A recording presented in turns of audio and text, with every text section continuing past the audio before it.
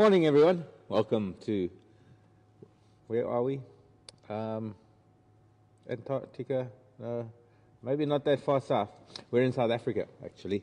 I'm just a little bit cold from yesterday, so I was thinking we're a little bit further south than we should be. This is Djuma Game Reserve here in the Sabi Sands. We're part of the Greater Kruger National Park, famous area in this part of South Africa. Hope you're going to enjoy our morning. My name is Mark. Becky's on camera with me, and Tara back in final control, passing on questions that I'm hoping I'm going to get from you from all over the world. Hopefully we'll get some questions from all four corners of the earth. Why do they say they're four corners of the earth when it's a round ball?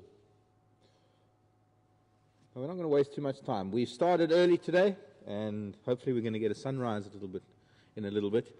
As opposed to the very warm berg wind that we had yesterday coming from the north, we've now got a fairly chilly wind coming from the south. And some cloud, a little bit of a cloud bank to the southeast, stretching up towards the north.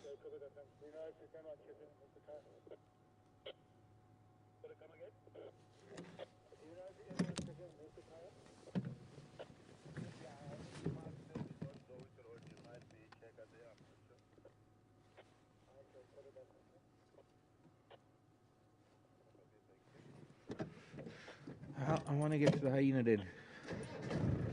Sounds like others have the same plan. I think with all this lion and leopard activity, nobody's been to the hyena den, so I might have chosen a bad time because everyone might want to do this. Jackson, come in. Yeah, I'm on Zoe's. I will be checking.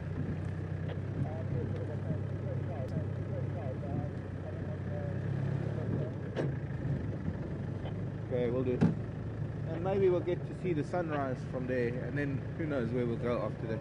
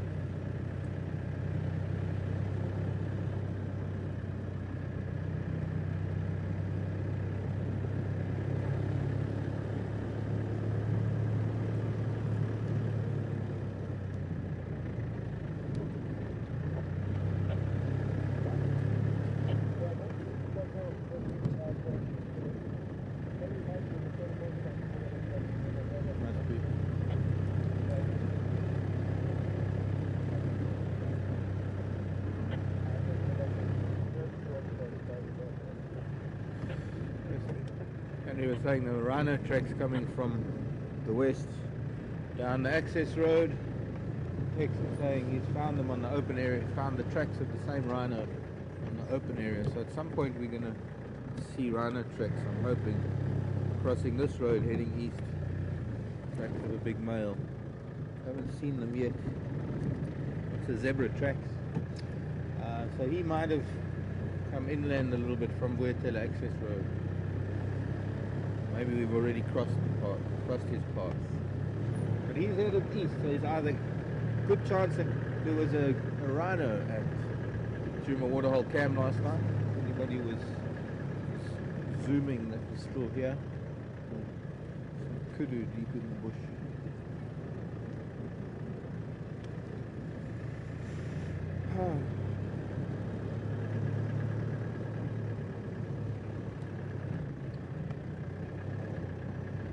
Excuse me. Oh, sorry, that name again.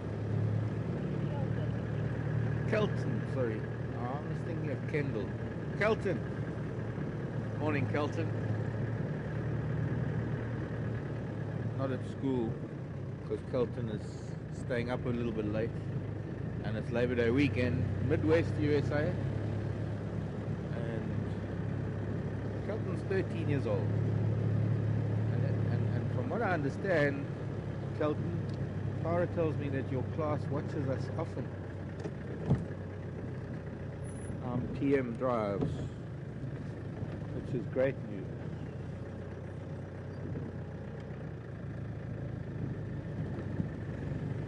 I'm glad you're watching tonight. our morning. We will make our way towards those lions, see what's happening there, maybe follow up on that saga of the lion kill. Hello, zebra. I very much doubt whether anything will be left at that Impala kill. Also, the zebra's also deeper in the bush. What is he doing on his own? Could be others. But there are a lot of zebra around, so I want to get towards the den. The sky is starting to get a little bit pink in the east, and once again, because we're starting earlier now, we're going to get to see the sunrise as we're going down towards Hyena Den. A little bit, this wind is getting colder from such a hot day yesterday.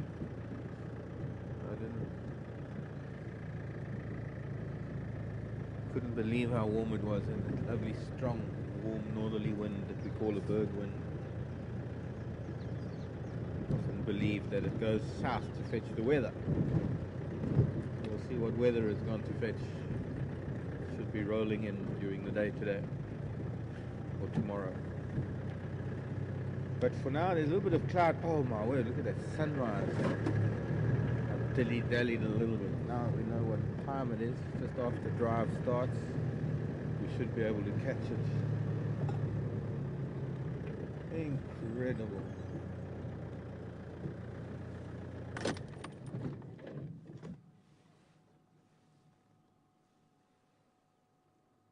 Of course, it's hard to translate what we're seeing onto a camera and then for you to see it,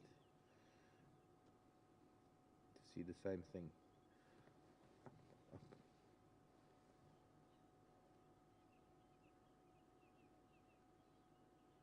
Yeah, it's nice. Just coming through bits of cloud and a slightly thicker layer just above it, so we'll just watch it for a minute. That cloud, now that we've got the sun coming up, gives us a little bit of perspective, and it's moving quite fast actually. A cold front turning and making its way here.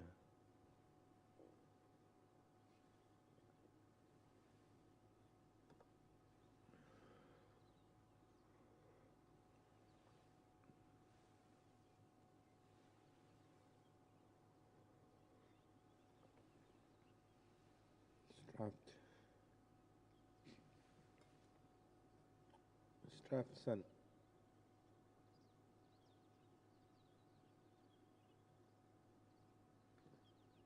And a drongo, that was a drongo. That little black dot that flew into the sun.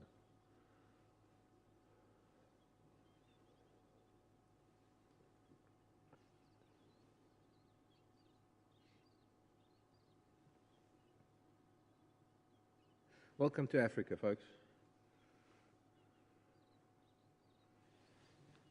People of planet Earth. Welcome to our world. And with this beautiful sight, let's make our way down to the den. And we should be able to see more of it from down there. Maybe the odd tree in the foreground for effect.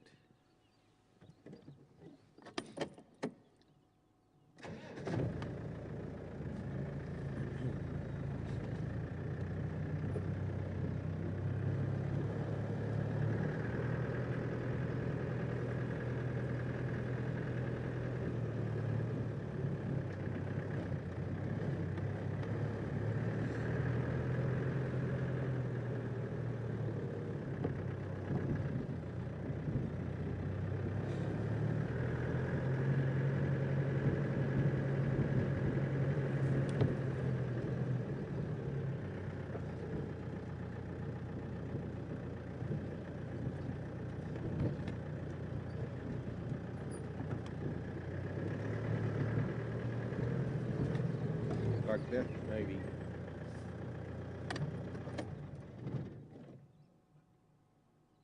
We'll get different shots while we're making our way down there.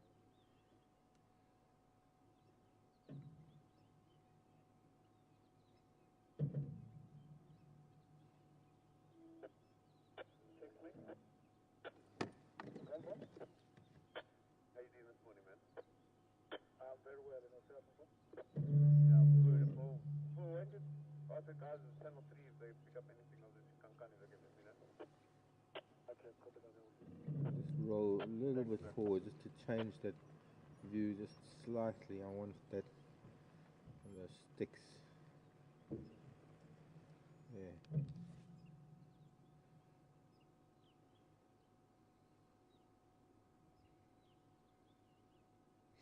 And now as it climbs out of that lower layer of cloud, it gets so much brighter.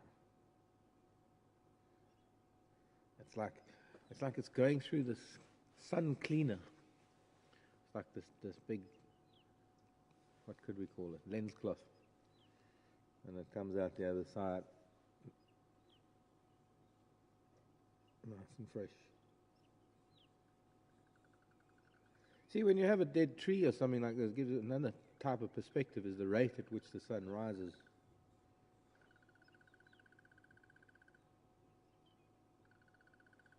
Being a lot, well, I wouldn't say a lot closer to the equator, because I'm sure there are some people that are closer. Hello, Barbet. Okay, let's roll down.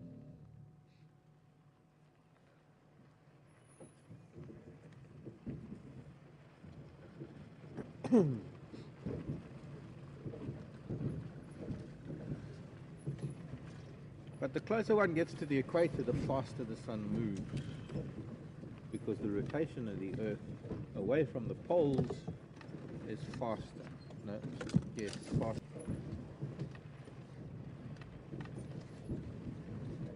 A lot faster. We should see this knobthorn on our way back. The morning light on it. Some of the knobthorns are looking really beautiful right now, in full bloom.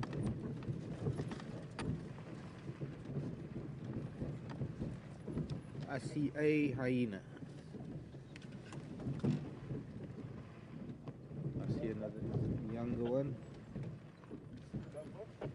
Yeah, I did Kuluma to them, and they said following up on the console, I will give us a shot if The hyena are looking up towards Rebecca's road.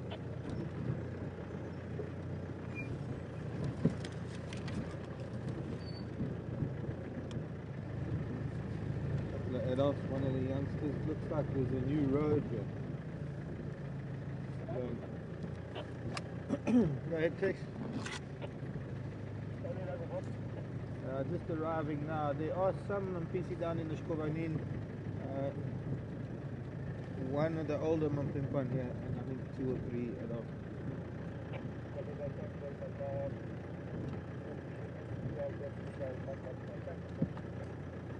Okay, copy.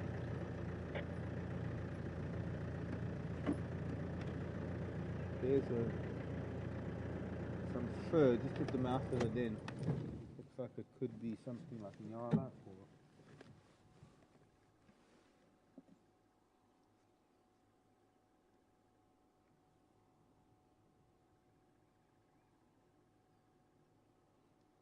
it does sort of have the color of Nyala fur.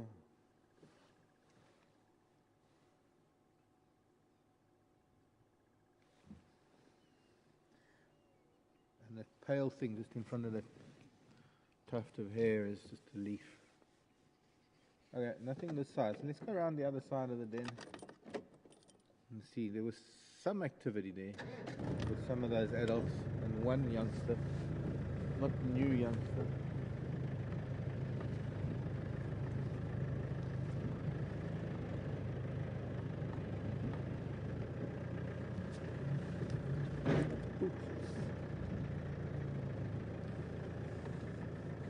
Oh, hello Fabienne. Fabienne's got a new viewer. Suzanne. Hello Suzanne. Morning to you and welcome. Bienvenue. I think in French.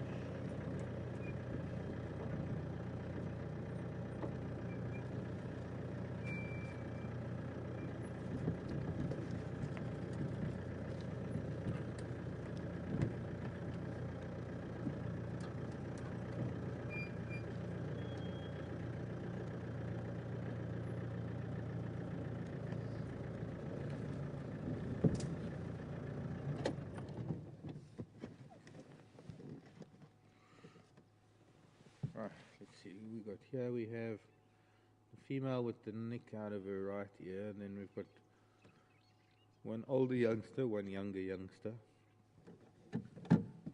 Oh, there come two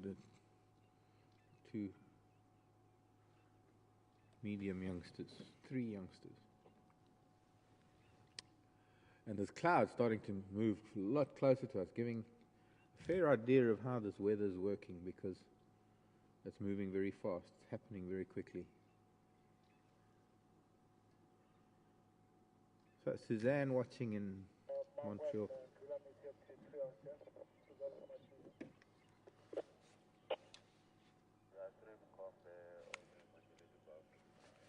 I wonder if she's calling the little one out. I might have that branch in the way.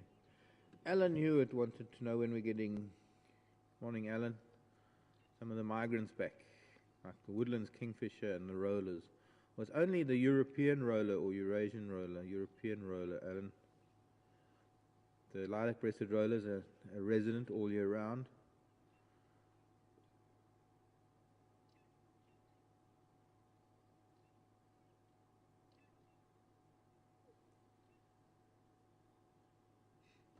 Hello, baby.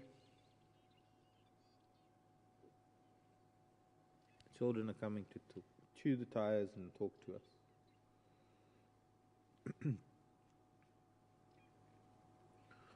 Two of them now here at the vehicle.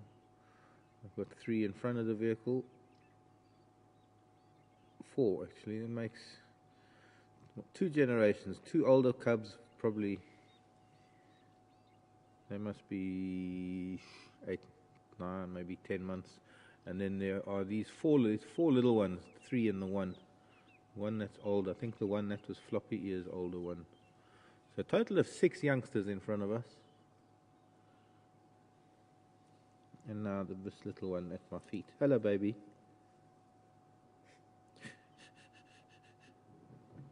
I'm not going to let you smell my shoes today, because they're not on my feet, and you'll just run off with it. Give you indigestion. 2 little ones. Hello, babies. What can you smell? You're smelling the whole of Juma Game Reserve. Now their sense of smell is so acute. And when they're smelling the tires, they can smell, probably they can pick up scent of those lion, they can pick up the scent of the leopard, they can pick up all sorts of scents just from tiny little bits of dust that we might have clinging to the vehicle from all over. Hello, baby. Got some ticks on your ear. It looks like you've had your ear being bit quite a bit there. Few new scars on its ear.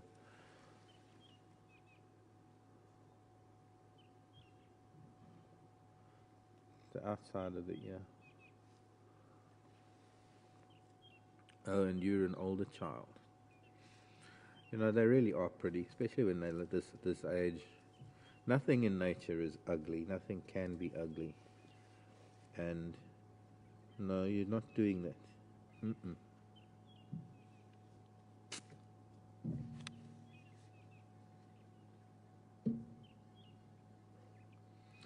Beck, we need to turn the sound up a little bit. Oh, look at that shot of that female coming over.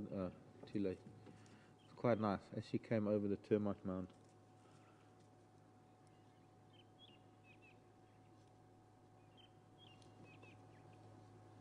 No. You're getting too bold. No.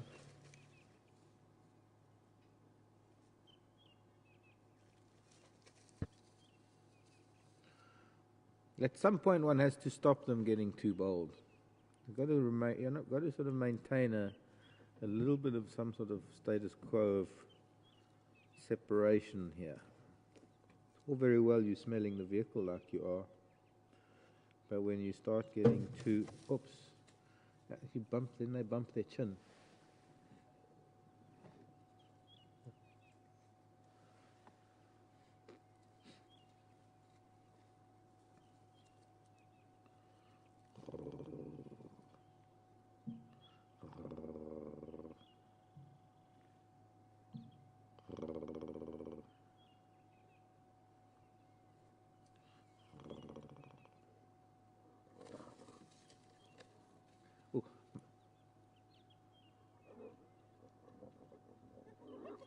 Oh, there's a youngster getting a reprimand.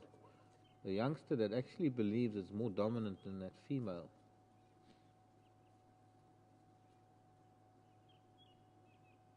Put in its place. Who was that? Carolyn.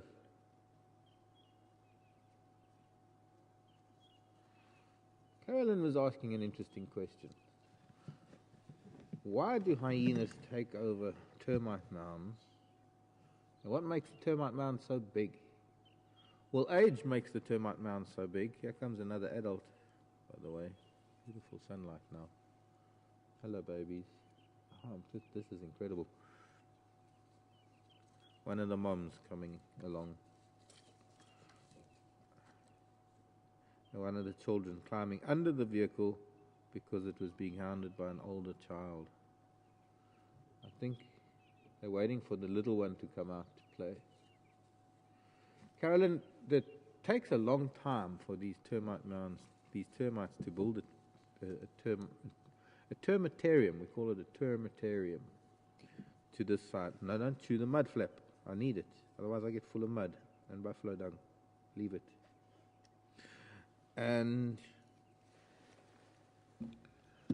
several hundred years go by with these termite colonies still inhabiting these termite mounds. And at some point they die off, whether it is because the water table changes and they can't get to water anymore. You have to remember that every termite mound that we see, a couple of things about them. These pinnacle mounds are made by only one species of termite, and there are probably a couple of hundred other species of termites that don't build mounds that we don't get to see. We would have to pull apart dead wood or dig in the ground to find them. They don't build big mounds like this. So it's all one species of termite, not one colony, but one type of termite, known as macrotermes. Yeah, there we go. Some action happening at the hole. I think she wants the little one to come out, but the other children are just too interested. She might want to suckle out the den.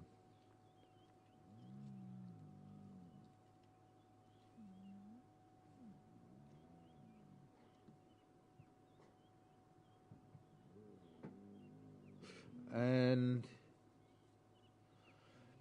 when termites, it's not really it's that they abandon. What happens is if the queen dies, especially with a very large colony, if the queen termite dies, she's the only one, the primary queen, the only one that can produce enough eggs to produce enough worker termites to maintain the integrity of that termitarium, that size colony. There's always a possibility that in a termite mound like that a secondary or even a tertiary queen exists, but they only have a very low egg production, and so they can't produce that many for the termites to maintain such a large colony, because there is a lot of work to be done to keep the temperature constant, a very similar temperature to our body temperature. And when something like an aardvark or a honey badger digs into a termite mound, especially an aardvark that gets into a termite mound and eats up the queen, if the colony dies off, there's a good chance that something will then occupy it. And what you have is you have honey badger, aardvark itself, or porcupine, three of perhaps the main diggers. Two of the hyenas moving off towards the north, three and a third one going. I wonder if they heard something.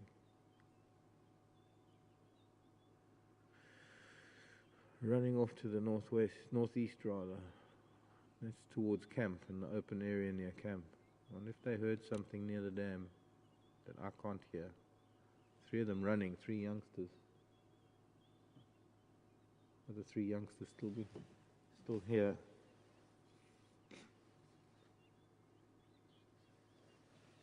So some animals will burrow, and warthog as well, will burrow into old termite mounds because, first of all, it's the ease at which they can burrow into a termite mound is far better than burrowing into hard ground where there's a lot of stone and a lot of rock. There won't be where there's a termite colony because the colony has built the mound up and there's a fair amount of it underground. It's also, there's the baby, little Teddy that everybody's called Teddy, just popping its head out now.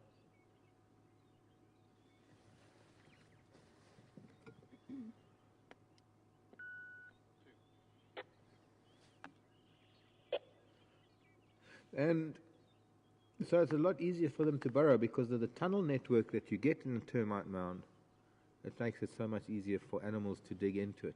Plus, the very construction of it, the very shape of it, aids in thermoregulation. Even if there aren't any termites anymore, it does tend to help with temperatures because the sloped sides expose a larger surface area in the early morning and the late afternoon, and when it's the heat of the day and the sun is, oh, she's getting a serious reprimand there, that cub. Doesn't seem to be listening very well. Just got bitten on the neck. And in the heat of the day, when the sun is directly overhead, there's the smallest surface area exposed to sun. Something not too kosher at the moment. Why is she? She's heading off.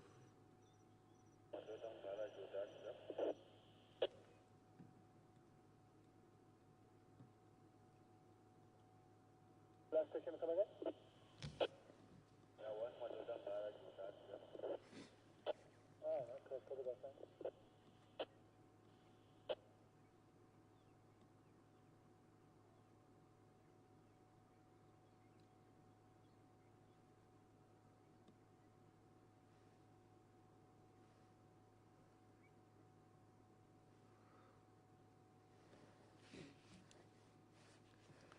Texan, are you coming Zoe's or Rebecca's?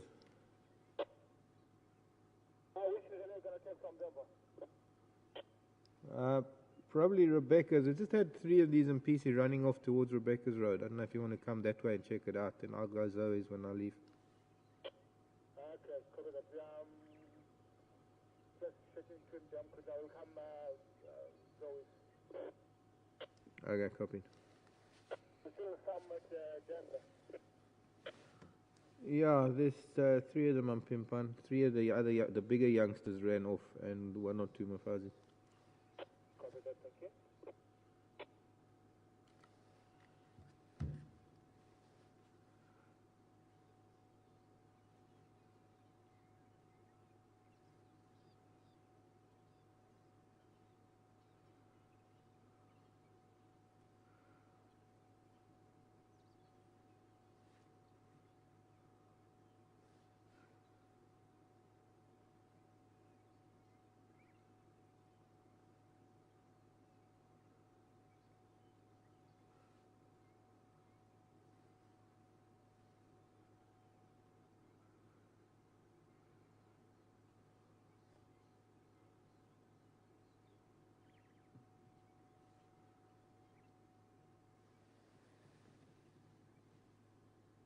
So have I finished that story about the hyena den? I think so.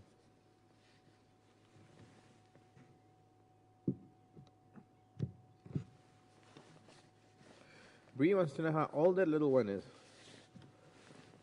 I'm guessing maybe about 6-8 weeks, if that. 8 weeks. 6, 8. How long have we seen it? We've seen it now for 2 weeks, I think.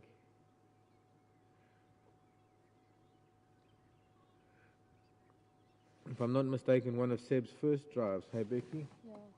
Was one Yeah, I think it was his maybe second or third drive. yeah. Went there once before. Before. It's sort of becoming Seb's thing, sitting here at the den. I just heard Baboon shouting back towards camp. Just one alarm call. There, another one.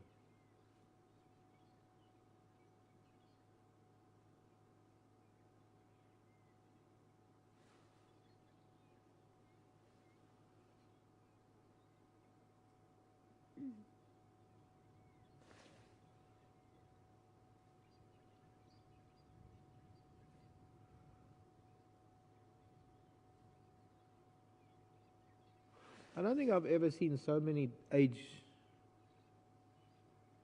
such an age range in youngsters at a hyena den before. So many youngsters at a hyena den, so different in age group, but also that there's so many from, well, there's got to be 3 litters here, at least 3 litters, if not 4.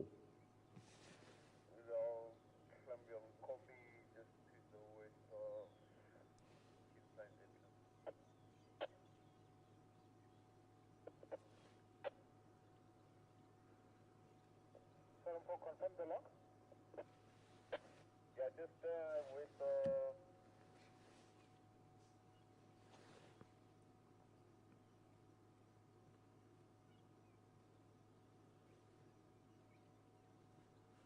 And of these 4 that we're seeing now, there's one at the mouth of the den that's older than these other 3. In fact, I think that one is, I think there's 1, 2, and 1. There's now that one lying down. It's hard to tell. There's only really, I suppose, if all moms were here and everybody was here, we could see who pairs off with who. I don't think there's very much allo suckling involved with hyena. Might be wrong on that, but I don't think that a female will suckle another. I don't think there's been enough observation of multiple females giving birth in a hyena den, to my knowledge. The one we haven't seen is who we used to think was the matriarch, is Floppy Ear. I haven't seen her for a bit.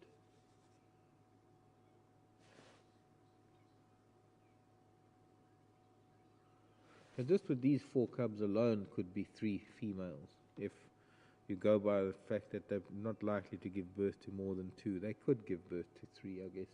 There are 3. The 3 that are on the right are about the same age. There's the one that's sleeping on the left now. That one on the left looks a bit bigger. And I seem to think that that one was Floppy Ears, who was always a little bit bigger than the other 3. It's hard to keep track, especially for me when I only come by here so seldomly, to keep track of who's who in this little zoo. I think we should maybe move on.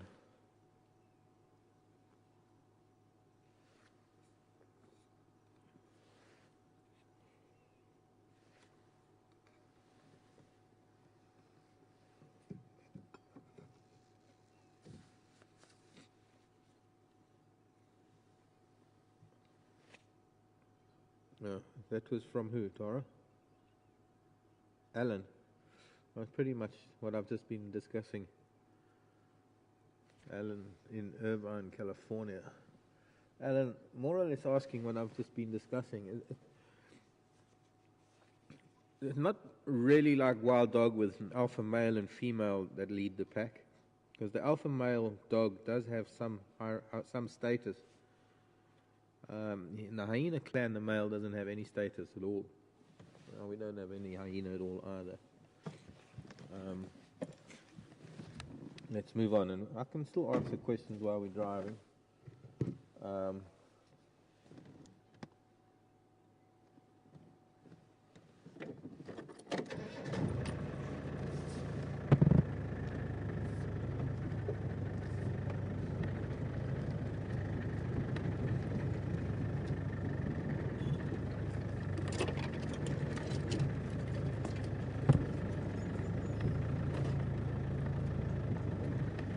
I think in most textbooks, most literature, you will find that in hyena clan, only the alpha female gives birth. It's not like lion either, where typically all the females will have youngsters.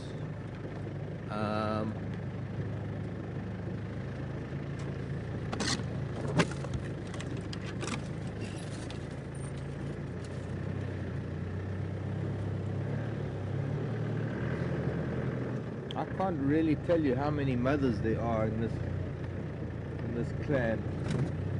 There have to be of those 4, either 2 or 3 mothers, then there are 2 older cubs, and then there's the younger cubs. So there's got to be at least 4, if not 5, females that have given birth. I guess it's remotely possible. That, not remotely possible, it's quite likely in fact. The female with the notches in her ear, who we saw at the den on Mvubu Road, so I think the 2 older ones are those 2 cubs. She might have given birth again, and I think it is the little Teddy, I think, is her new one. It is kind of soon, I think, for her to be giving birth again, but then again, it's over a year since we had those 2 at the Hyena den on Mvubu Road. I think what we need to do, and when Sept comes back, I think, well, he'll be back tomorrow, or even tonight actually. There's a buffalo way in the distance, through the bushes. Maybe you can see him, base of the tree. Maybe go forward.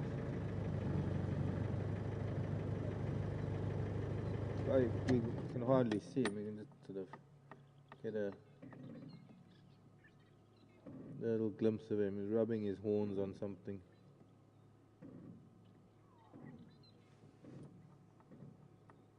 Okay, let's go. The baboons are making a bit of a noise. When they're doing that, it's time to go and see what they're complaining about. Let's see if we can also get to watch them a little bit. Wow, getting a bit hazy now. Cloud coming in. Definitely not as hot as yesterday. Fire station leaving in PC car active.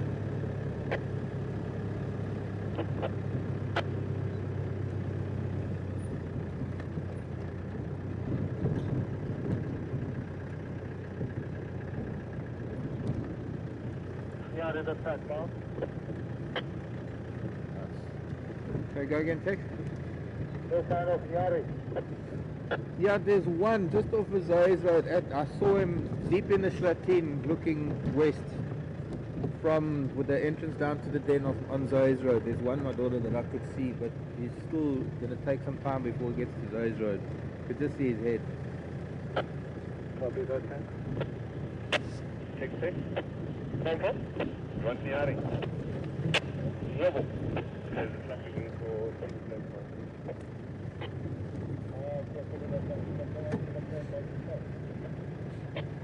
So, sorry, Tara, your last message to me came at the same time as texting. Am I ready for another question? Have I finished the last one of Alan's? Yeah, that's what you asked. I think that's what Alan's asking. I think that's what Mark's asking. I think, Alan, what we need to do is we need to start taking down distinctive things about these hyena and who they're interacting with. Seb will be, I think, spending time here. I want to sort of let him take that on. And let's start looking at spot patterns. Let's start looking at markings on individuals and who they interact with as far as adults, and when it comes to submissive or dominant behavior, we might be able to establish some sort of answer based on the behavior that we see if we spend enough time at the den and we start not necessarily naming the individuals, but at least trying to identify the individuals. As at the moment, even for me, just arriving at the den and they're just youngsters that just crowd the vehicle and they come to my feet and sniff around. It's somewhat overwhelming because it's such an amazing thing to experience. That the whole scientific side of it goes out the window. Ignore that whole side of things because you just want to experience it for what it is and not have to get analytical about it. But yes, let's start trying to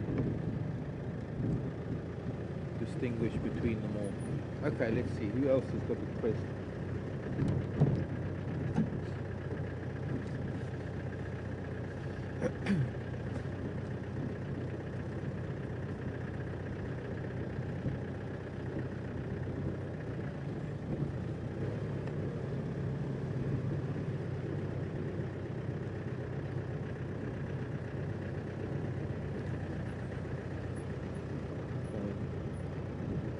most of that, I think. Julie. Hello, Julie. Good question. Unanswerable question until it happens. But Julie is asking, lionesses here that are pregnant with cubs from the Machingi lions, will those cubs be accepted by, I forgot, we went past that brown snake eagle and I was talking. Something digging into my back, like a label of something that's pricking me. Will the Matimbas accept those cubs even if they were, well, if they were pregnant by the Machingis and then the Matimbas came in? There's a strong likelihood not, Julie, because they will, well, I don't know so much if it's a case of if they know that they're not their cubs or they know they didn't mate with those females, but it is a genetic thing, and there is a strong possibility that any cubs that are born to females that they haven't associated with, they will kill so that they can mate with those females. There the baboon are in the tree, one of them barking still, so there's something around. I think it's looking up towards Philemon's cut line. Ah, yeah, I just heard one of the male, well, a male, I think. We got a male here, Geordie. Oh, yes, there's a leopard around here, I can hear now. The intensity of the bark is getting more intense. We need to get to them to be able to see where they're looking. As long as I can see the direction that they're looking, because baboon have got exceptional eyesight. And when there's a leopard, they won't take their eyes off of it. The only problem is that that one is looking that way, and these ones in the tree here. I'm sure this leopard might be walking up the road. Here are the two ladies with their babies. Impala is also looking up that way. LB is trying to look for a different tree. Where you want to go, LB? See, they're running because... let's just stop here and have a look. Shirley running off with... Is that little... No, Miss Psycho with Evelyn. With Genesis, sorry. And this was... There's an Impala ram here that's also...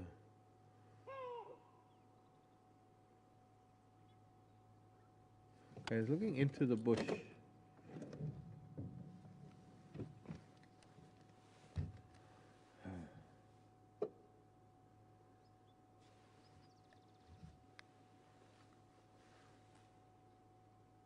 Towards Treehouse Dam.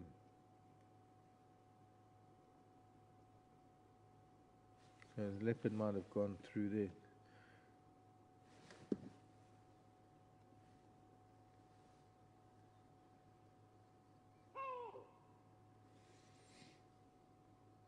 Impala is also trying to figure out where they're looking and barking. We'll have to, we're not getting a clear idea here.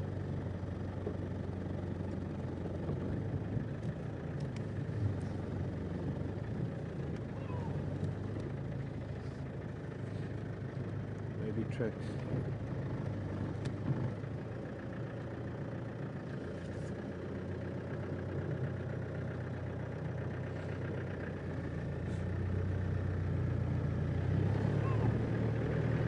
Hello Laura.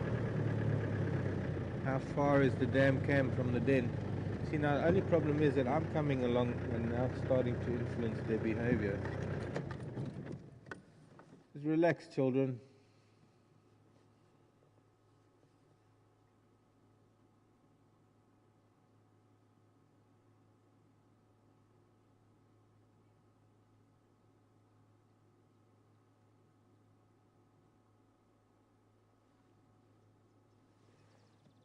There's a male asserting dominance over that one female. Would that be Geordie, Tara?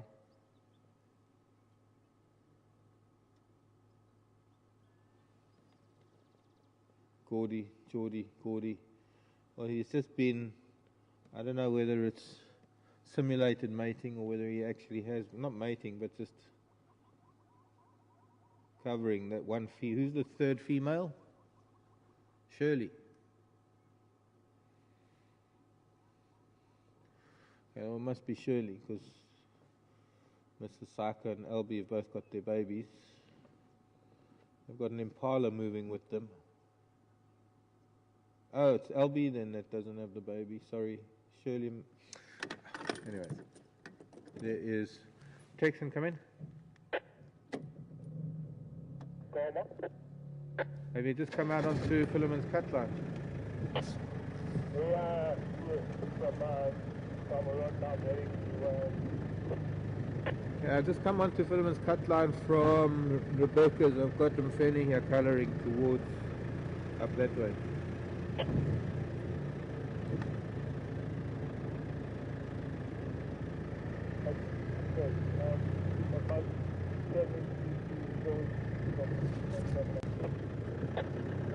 Yeah, I can see you there. But they're sort of looking into this block towards Treehouse Dam. I'll let you know if I find them cords or them.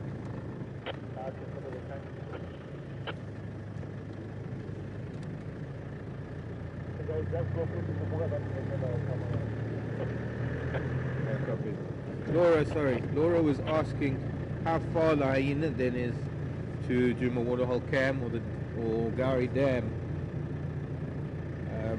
and is that why they hear the hyena a lot? Well, two answers to that.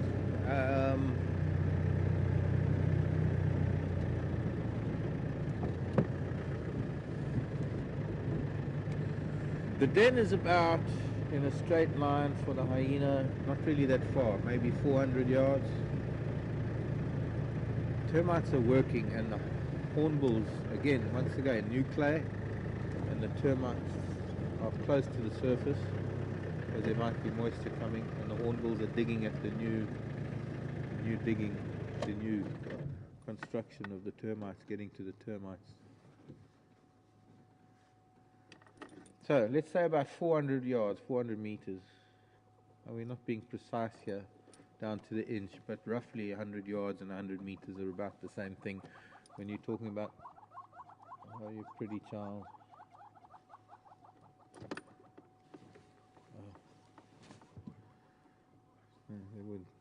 The hornbills are doing their dance.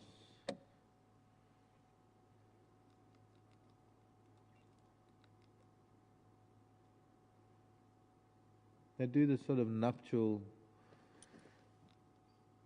courtship display constantly. Alright, we got to go look for this predator.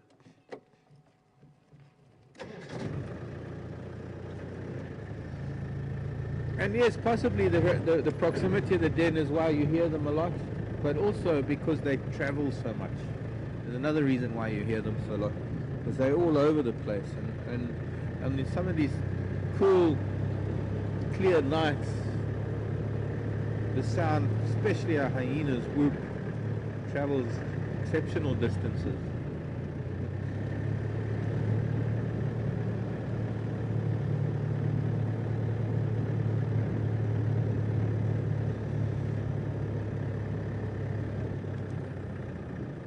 Now, I don't know if I should have gone down Weaver's Nest, but I'm guessing that this is our best bet. And whatever cat it was is heading towards Treehouse Dam. Judging by the way the baboons were behaving, my presence does influence it a little bit. They see me and they don't like me, so they've got good cause not to like me, because I chase them and I shout at them in baboon language. But I do it for their own good. Not that they take heed of what I try and tell them.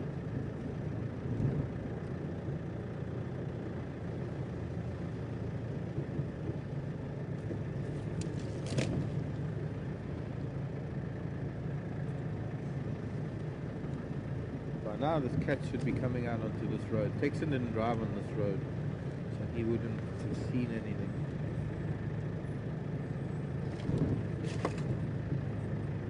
know that Karula has a giraffe. Karula has this route from where we were with the baboon. She takes a straight beeline for Treehouse Dam from there. Giraffe wouldn't be too concerned with the leopard walking around. Might watch it and might stop. There's also some kudu here, which is a good thing to have around because they will also alarm. Giraffe won't give much of an audible alarm. They might snort. Kudu, it's relatively thick bush on our right, slowly making their way towards the dam. Big giraffe bull. I'm just going to take note of where he is, but for the time being, we're not going to. No, we will. Let's stop and listen. Because I've got something on the road that must have been left here by this giraffe.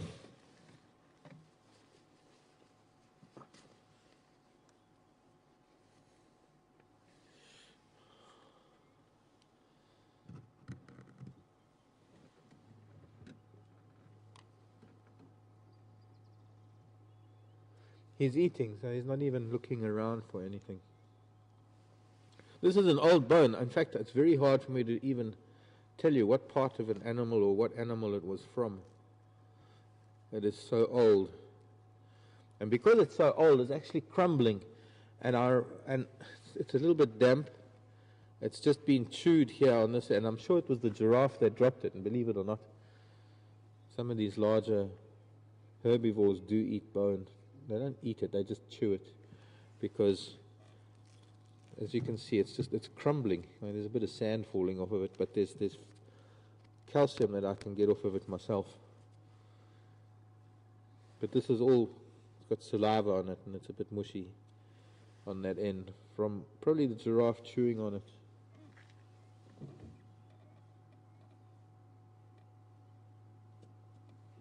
Getting calcium.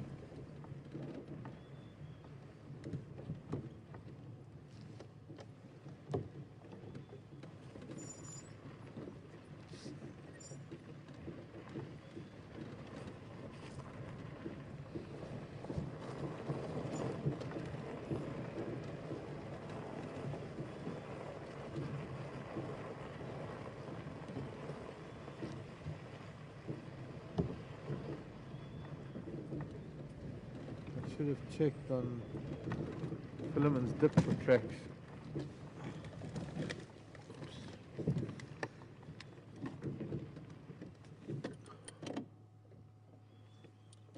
Yeah, driving right.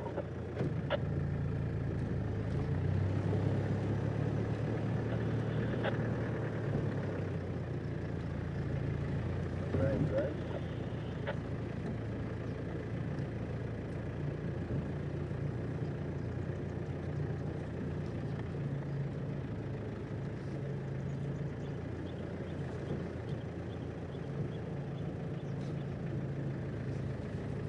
This is a pathway that comes from that corner.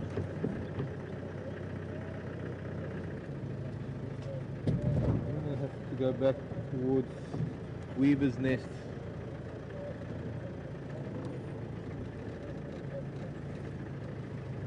Even if we have to do this block, around the block a couple of times, I know there's got to be something here that was disturbing those baboons, and somehow we'll try and pick it up.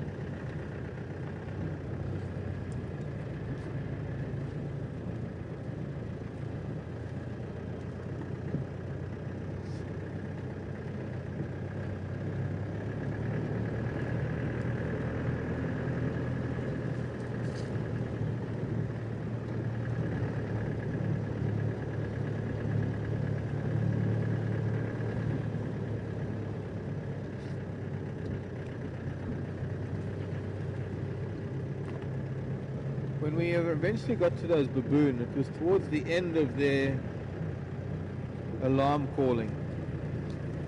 When it comes to the primates and alarm calling, it's very often easy to see or to find that predator if you're close enough and you can get there fast enough when they're still quite frantic, because the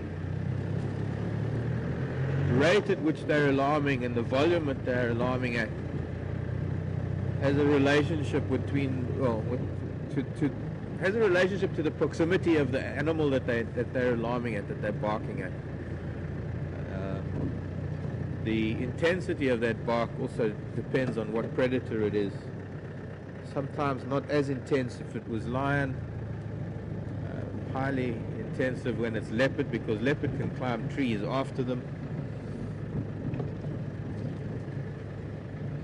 Zebra tracks.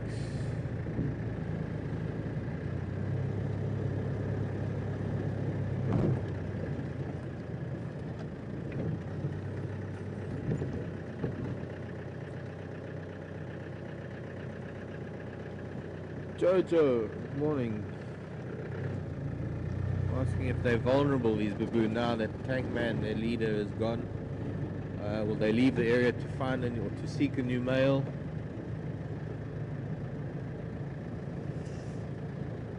Difficult to tell, Jojo. There is Gordy, a young male. Don't know what his relationship is to those females.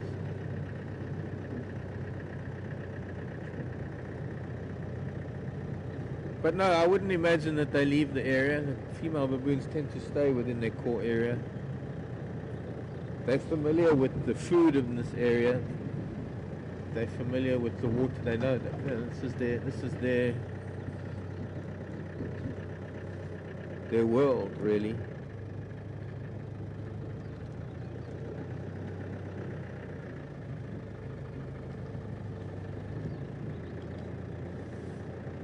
Still no tracks here on Weaver's Nest.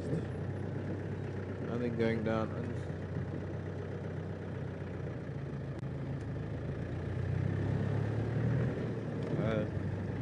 Girl could have taken my hat off to test the hat theory. It's not so much the hat, it's me. They will still see me.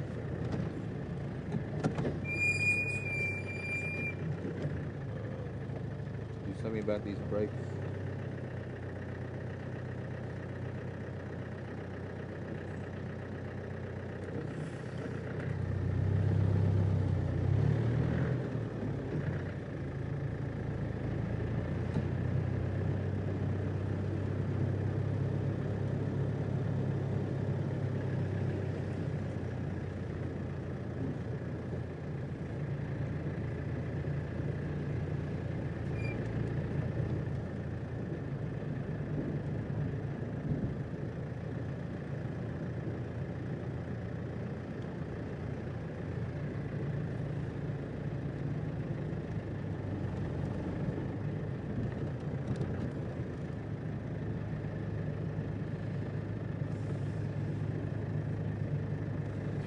Got most of that. It's crackling quite a lot. Sil, hi, Sil, in Canada.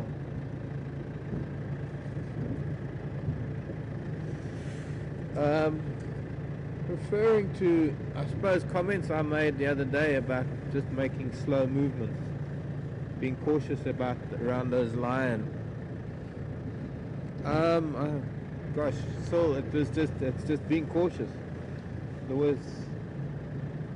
This vehicle poses a different, well, it provides a different silhouette, it's a different outline, it's different to the guest vehicles. I was noticing when we arrived at those lion the other day, I noticed how one of the game drive vehicles parked almost right on top of those lion on the kill. And he was really, really close. But those lion were feeding, they weren't even looking at him, but when I started coming into the sighting, that one lion his ears were flat, he was emitting a low growl, and he was looking at us quite strangely. So I just said to Seb to make very slow movements, because he was already looking at us in a way that I've had lion go from that look to charging and aggression in an instant. I just didn't want that to happen. And we've got to sum up the circumstances, and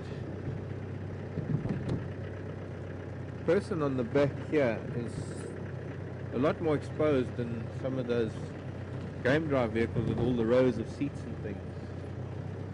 And maybe it's because of those rows of seats that make it different. I'm not seeing any tracks. We've got all the baboon tracks now. Hyena, or rather hyena. They're not hyena, those are actually called Impala, by the way, not hyena. Bunch of Impala and the wildebeest down here in Philemon's Dip. So nothing came this way. Maybe there was nothing. I'm not seeing any other. I don't see any tracks at all.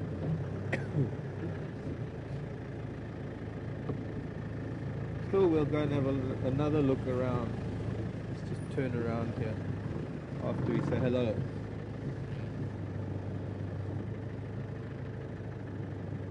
This other male is still with our male. Still don't know which one is which.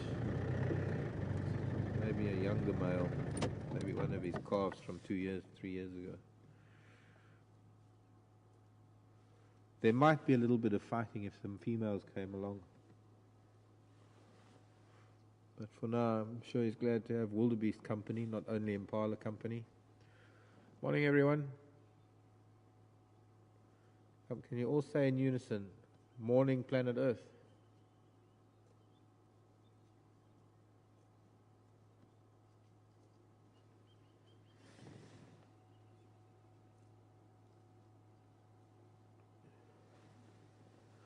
I guess not.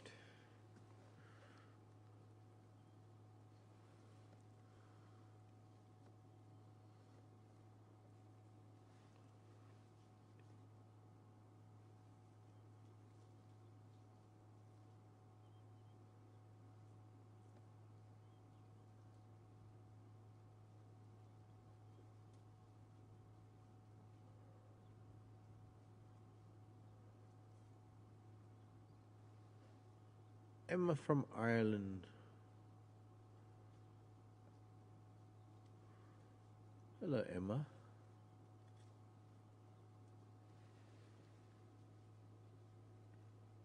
Why do the lions have loose belly skin? Well, more than likely because their belly stretches so much when they gorge themselves on a buffalo kill, and then when they get hungry, there's nothing in their belly, so it's something that happens with age. That's why you find captive lion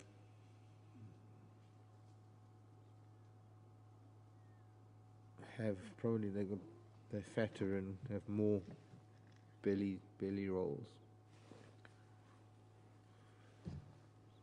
Fat. Just by the way, something that has only happened in the last couple of days, in fact. Because it's time to start watching it carefully. Is now that we're here at our Philemon's Dip, the sausage tree. And in a matter of days, it has lost its leaves. Now it's important that out of all the trees that we have here, there are one or two trees that are nice to watch. And this is a very easy one to watch. It's the only specimen of this type of tree here. And I know some of the people this afternoon will miss this, because this is the best time to view it with this light on it, the morning light.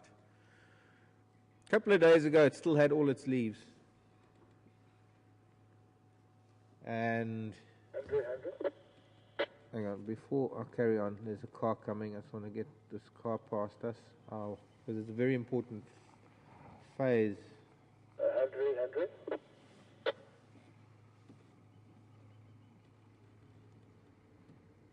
In the life of this tree, in the annual cycle of this tree that is happening now, and we've been waiting for this very day.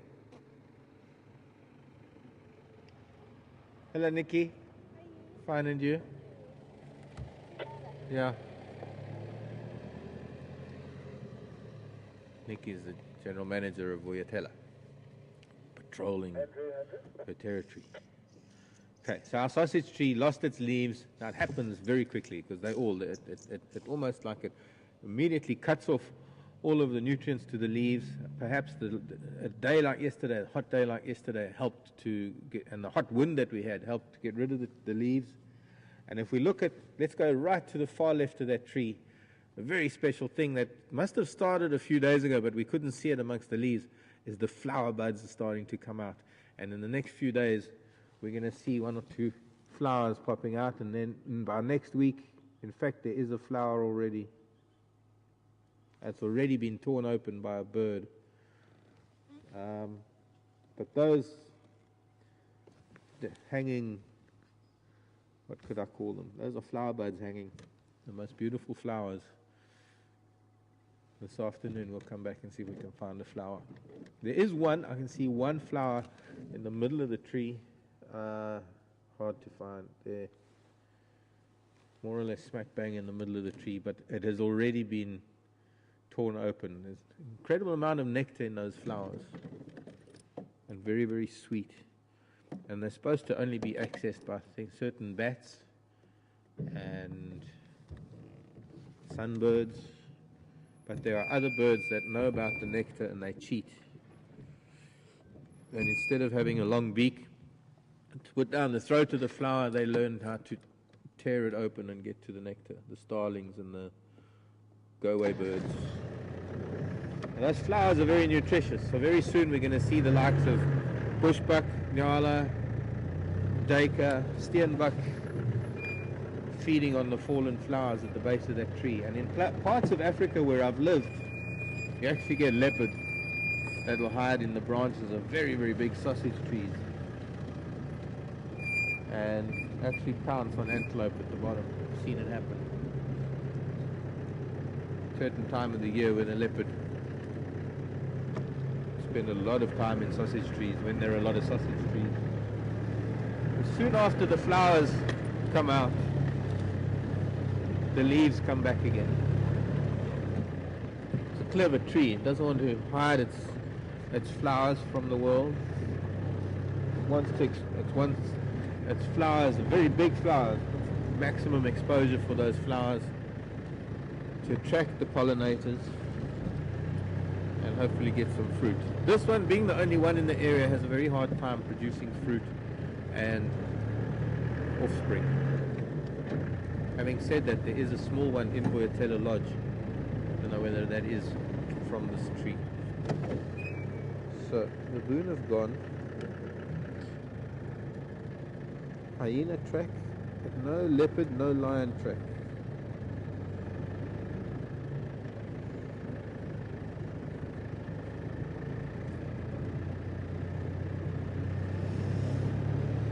Kelton, morning Kelton.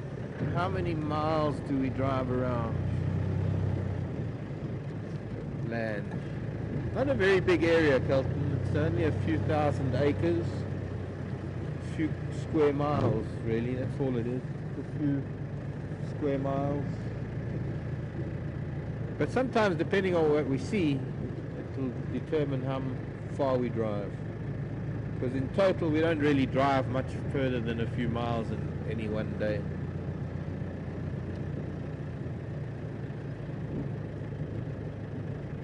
I'm going to do another loop around past Treehouse Dam, just in case there was something and I might have missed the tracks. If it was a leopard that crossed the road instead of walking along the road.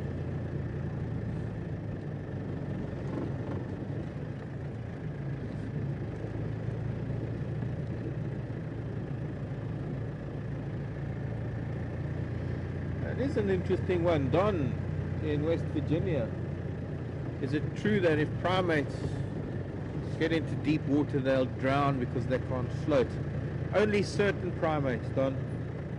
Primates like the great apes, our relatives, strangely enough. We're the anomaly. But things like chimpanzees and gorilla do not have positive buoyancy. They do not have the same feature that we do, where our lung capacity is it holds enough air to keep us afloat. The dense muscle mass of the likes of, I think, orangutan as well, orangutan, gorilla and chimpanzee bonobos makes them too heavy, and so they do sink, they do drown, which is rather unusual because ordinarily almost every mammal should be able to swim if it finds itself in water. Although having said that, I've seen drowned bushbuck.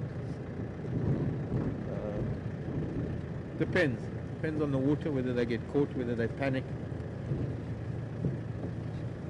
With most animals, I mean, but with the great apes, the larger primates, they do drown. Take an animal like a baboon, on the other hand. Baboons swim, and they really enjoy it sometimes. I've seen a troop of baboon having an absolute blast in a river or in the water on several occasions, where they find overhanging branches, and they will swing and dive into the water, and it becomes so much fun that they just keep rotating. They dive in and they swim to the shore, and they get out and they run along the branch and swing into the water like kids, like we would have fun on a summer's day. I was getting excited, thought maybe we'd find a cat, but it looks like no go. Those kudu that were here would have made a noise if the cat came this way.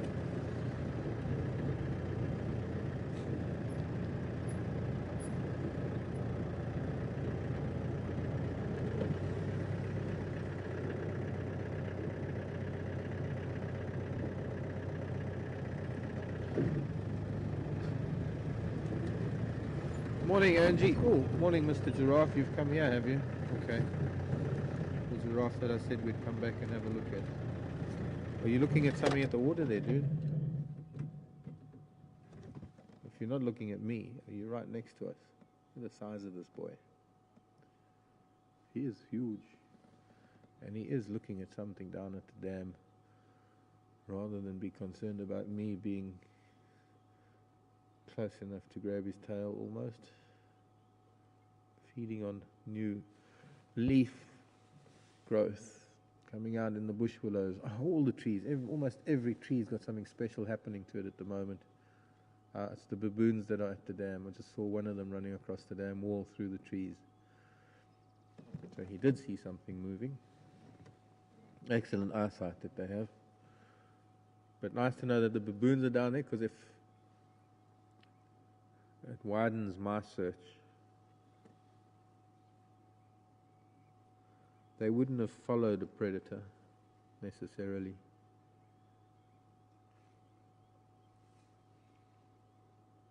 This is exactly the same place that we stopped earlier, because this is where that piece of bone is.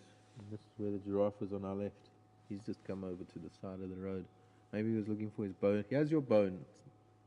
Here on the ground, Mr. G. Angie was asking about hyena males. Will a male hyena kill another male's offspring to have access to females, I think was the question.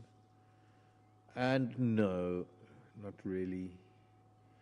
Males don't have that kind of a role in society in hyena. Females, on the other hand, there you might get conflict. They have been known to have alpha females. The matriarch is known to kill the offspring of other females if they do conceive. He's eating the flowers as well, and there's not only new leaf growth on that bush willow. It looks like there were a couple of flowers there that he was eating too. Yeah, there are. And most of the leaf growth is not leaf growth, it's flower growth. It's flower buds.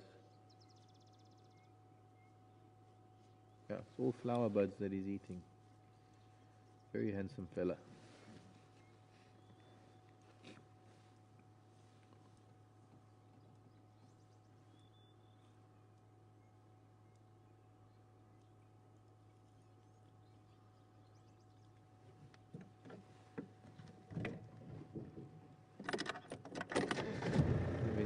closer look at those flower buds on this bush willow.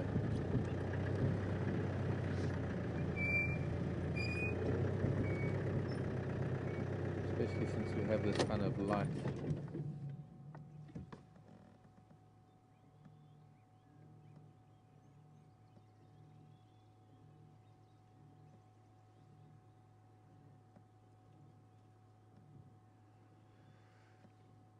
Josie, not great reception there. Floppy ears having a cub or something. Might be that floppy ears in the den. It's hard to hear you, Tara. Just the reception here at Treehouse Dan, not great. He's eating flowers again. But there, one of my gifts to the ladies, the flowers of the trees. And this is a large fruited bush willow.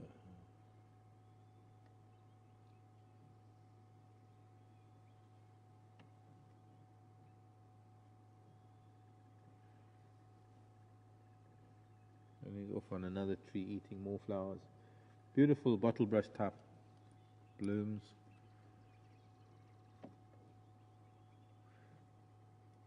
You see, there's so many things that eat flowers here. For all these trees to have lovely showy flowers with big petals is not really, well, apart from that, but also the heat of the day. It's a very, very dry heat, and it's often a very dry time of the year when these trees are flowering.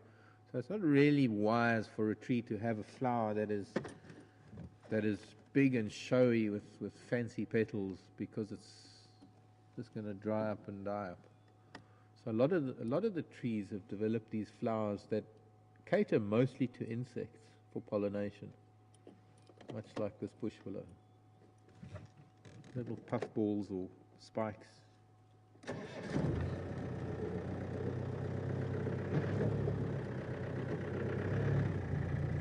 Bye-bye, Mr. G. Josie, I'm not too sure what you were asking about floppy ear, but she was pregnant. She might be in the den with a new cub. I don't know where she is. Haven't seen her for a while.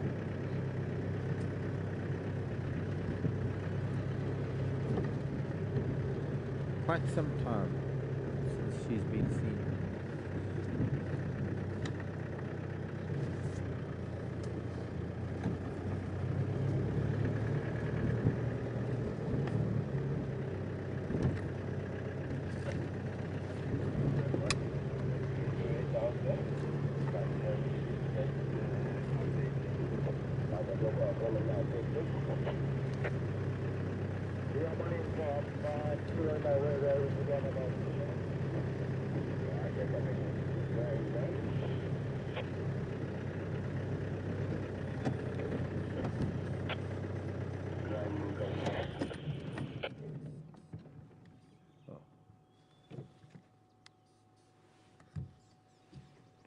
Out what they're talking about on the radio.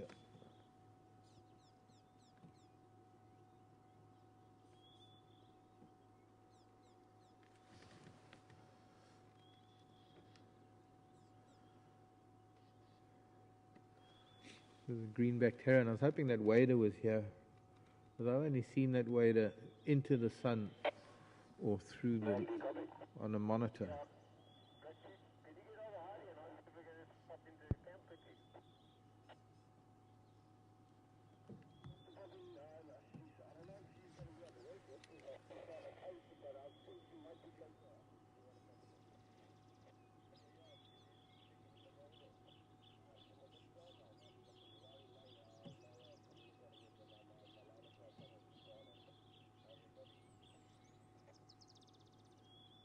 Heron's gone the other side.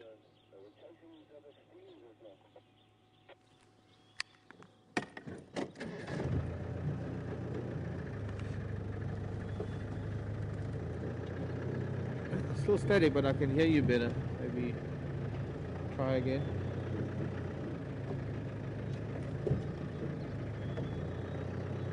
No. Sorry, no, maybe because I moved now. Let me get to the damn wall. I heard when I started off Sandy in Texas got a question and then it was just gone. I was hoping that wader was here still. but I said that already. And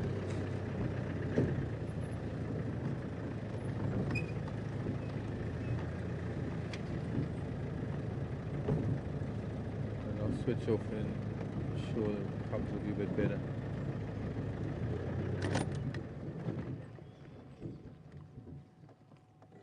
Try now. Yeah.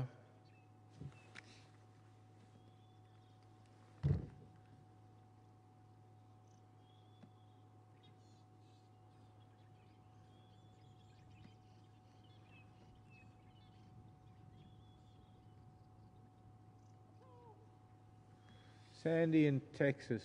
Baboon is still barking. Maybe they're tailing whatever it is that they're barking at. Maybe they see me and they bark. Sandy in Texas. Female hyena taking over from floppy ear, ousting her. Not really. It's a bloodline thing with hyena. The floppy ear's cubs will become the alpha. The daughter of floppy ears will become the alpha. So it's not really a case of ousting an alpha female because it works with the bloodline. Baboon are barking again now. Let's go a little bit further. Maybe this wade has flown over to Twin Dams or Gowrie Dam. I'm not seeing him today. The green shank or wood sandpiper, one of the two. Need to have a closer, better look at it. It was only silhouetted for me the first day I saw it. Interesting, the drongos are drinking and having a bath. They fly off into the middle of the water and then splash down. There's also a red-breasted swallow. I think it's known as, is it that musk? Musk? Yeah, I think it's called a musk swallow now.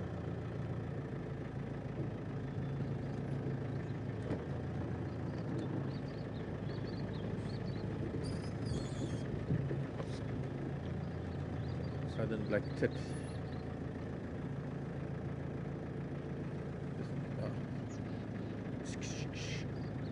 And soon the weaver nest will be coming back here to build their nests.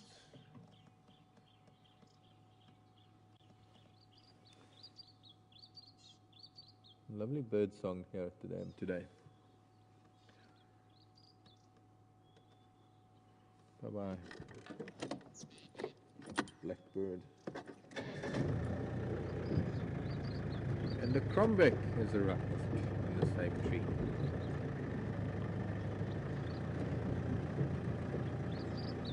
A buffalo thorn and a knob thorn with the jasmine creeper.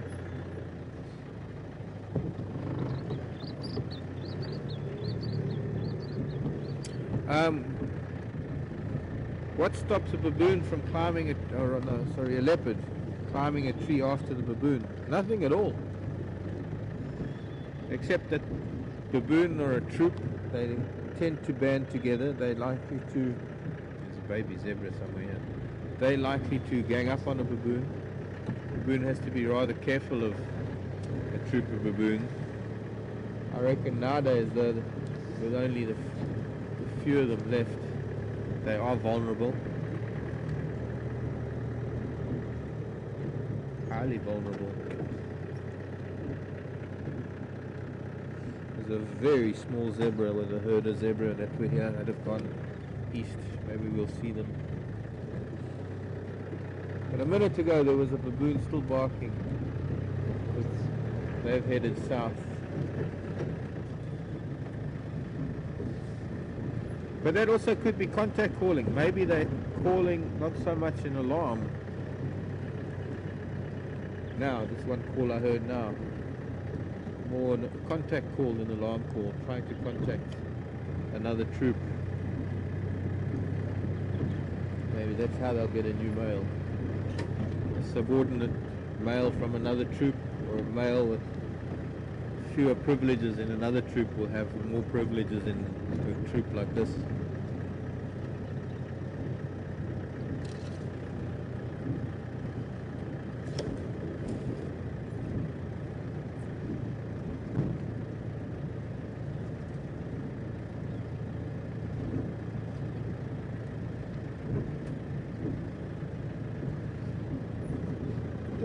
Rose, hello.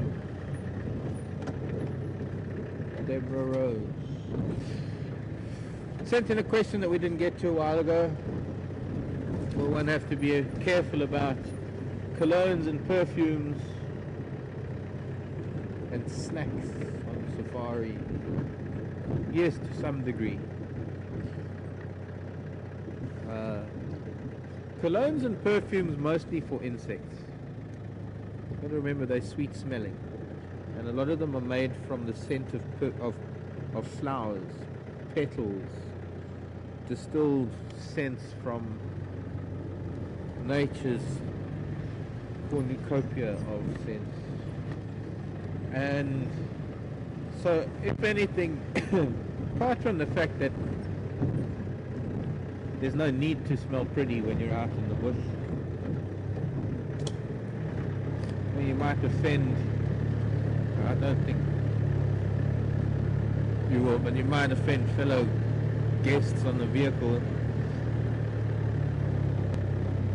visitors, tourists, guests, if you have a BO problem. But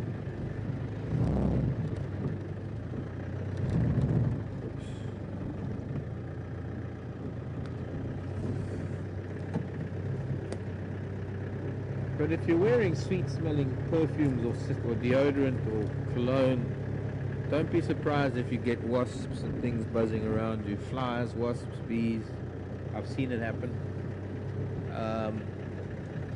And of course, it does produce a very strong smell, very sweet scent that can be picked up.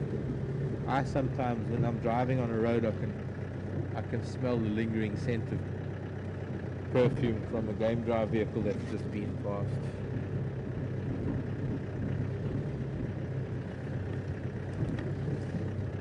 Food-wise, not really that much wrong with taking snacks on the vehicle.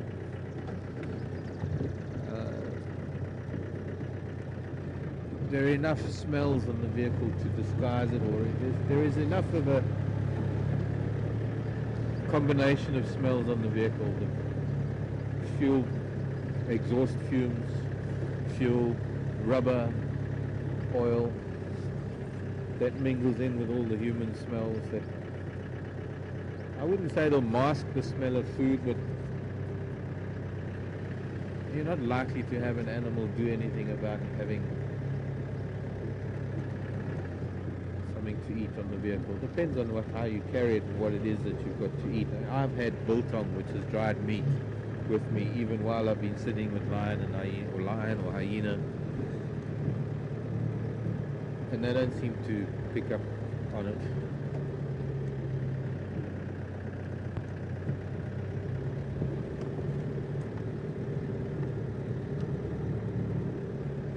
The jackalberries are changing too. The biggest changes of the jackalberry are the changes of their leaf. They've just come out of fruit and they're starting to lose their leaves. It's also quite a quick process. They lose their leaves and the new ones will start. Quick process of change, but it takes quite a while for those new leaves to come out though. For the first part of spring, the jackalberries will probably be bare. This is Elephant Skull Road. We're almost on Twin Dams Road.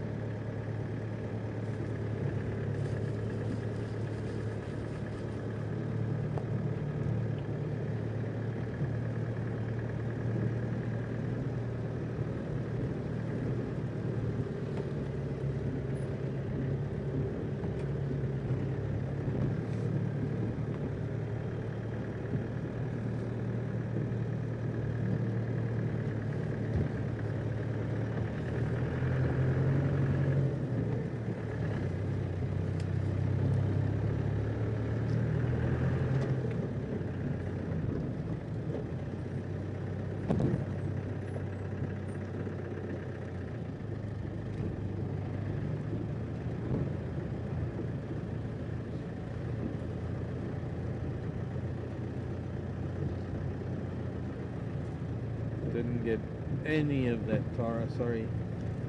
Look at this fresh green leaf, buffalo thorn that are starting to get their fresh green leaves. I wish I could, if I could go a little bit forward. There might be others that will look even better. But after having it drab and brown and dry, it's actually such a relief to see some of this fresh green growth. It doesn't quite come across on the camera as much as I would like it to get that, to get across this,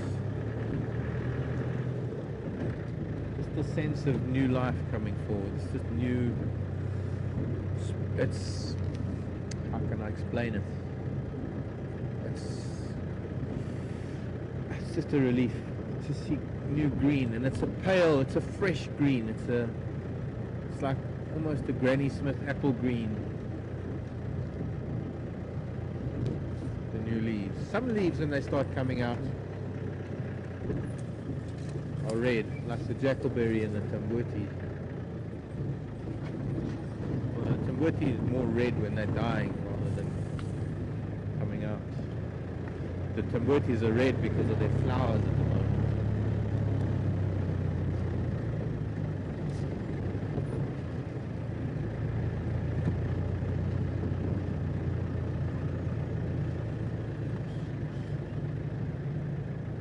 A little bit better.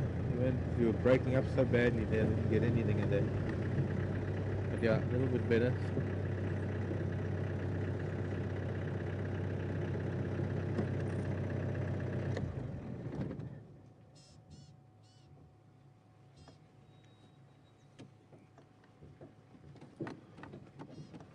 And what animal was drinking?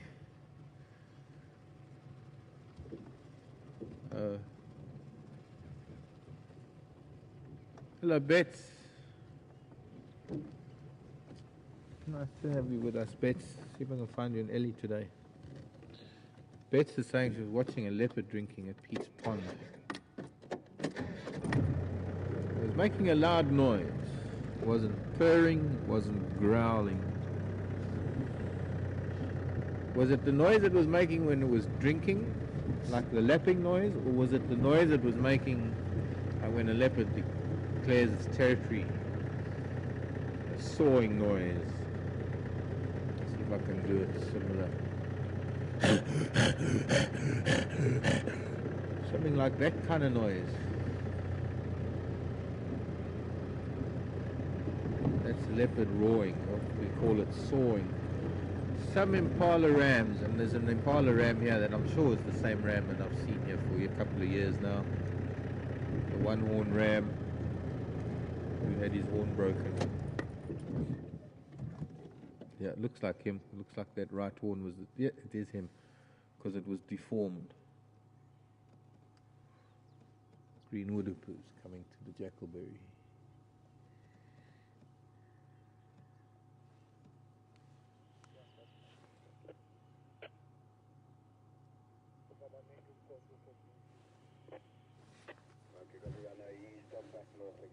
But his head is on the ground. He's sniffing I think he's following these other motherfuckers.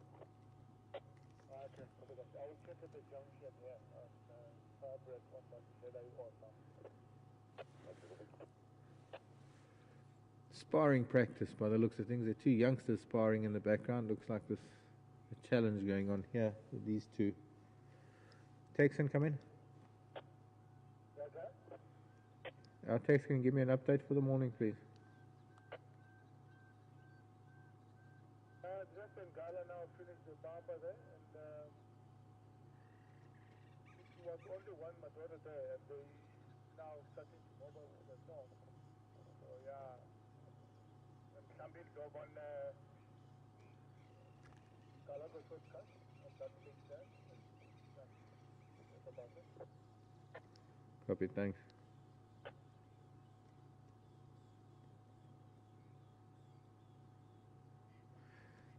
That is definitely the Impala, because that right horn of his, you can see the twist of it, even though it's broken.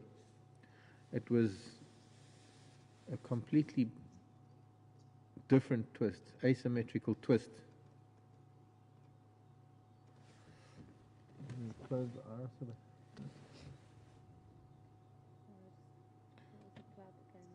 Yeah, cloud does play havoc with it. One minute it's bright, the next minute it's shady. The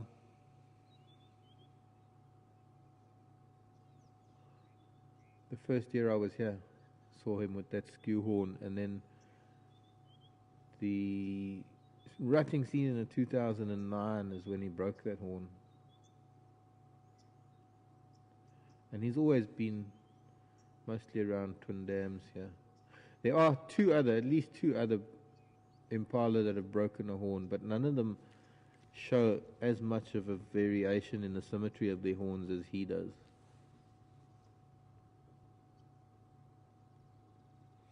So I just had an update from Texan. The lion have moved off. Most of them have moved off of that kill. There's still one that was there, but he's also moving north, back towards Biffleshoek. I don't think we're going to make it. We've had a couple of very good days with those lion. We will go past there. The vultures, no doubt, will be busy. Let's carry on our morning, though, and see what we can find. We've had a couple of days of drives of very full activity with animals, and what it has done is it hasn't allowed us to keep track of all these changes that are going on around us. And it's a very, as I mentioned many times, a very special time of the year for us, with everything changing. Just a quick look at the dam and the level of the water, because I think I actually mentioned it to Lynn in Canada, because Lynn normally likes to keep track of the levels of the dam. And probably the fullest it's been in the September before. Normally this end of the dam here, this is normally turns into one or two mud wallows, and then it eventually recedes way back towards the wall. So I think still a fair amount of water in the dam. But the new rains, the new wet season will determine when and if these dams hold their water. If we get rain.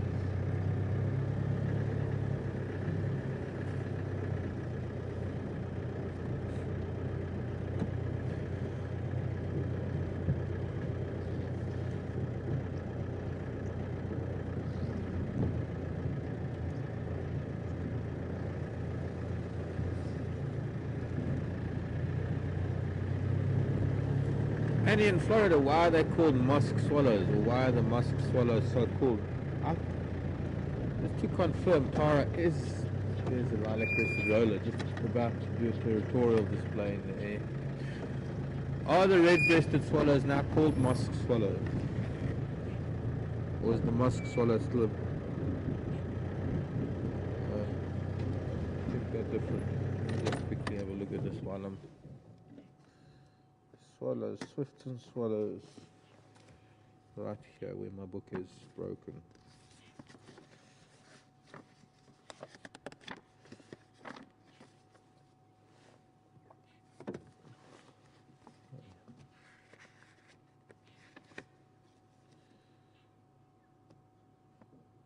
Now they are different.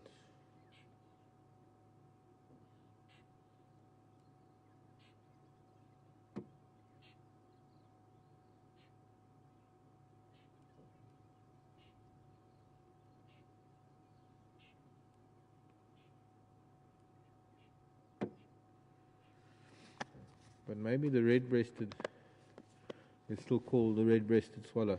The musk swallow is similar. It's just got a white chin. I don't know why it's called a musk swallow, because they don't necessarily make their mud nests in musks.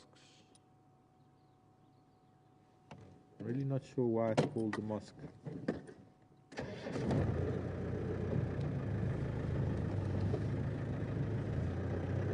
Alhamdulillah.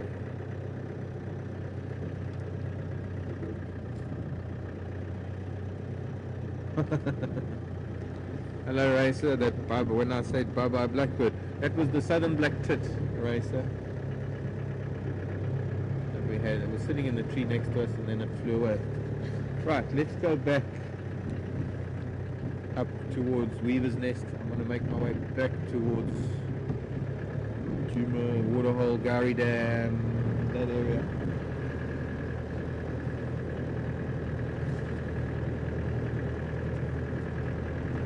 Not copying you, Tara. Let's just get a little bit higher. Higher ground. So I think I was saying something about the changes. Maybe made my point, I forget. Just in case I didn't, because that's the way my brain works. Going to this time of the year, things happen so fast, and when we get a sighting, well, the two sightings that we had, the lion and the leopards on the kill, we pretty much spent a couple of days there. And so personally, I haven't driven around in, must be since Monday that I've had a good drive around. So there are a couple of things that have changed even between Monday and now. Look at this knobthorn in full bloom. Some of them in full bloom, some of them not. The dead tree well, it's not dead, but the tree to the left of it is a false marula, and they should be getting the new leaves soon. Beautiful cream-colored spikes of the knobthorn.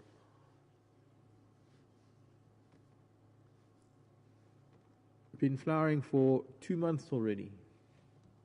Some of them are only coming into flower now, but there were one or two, by the end of June, there were one or two that were already showing a couple of blossoms. And in the background, some very light clouds skimming across the sky.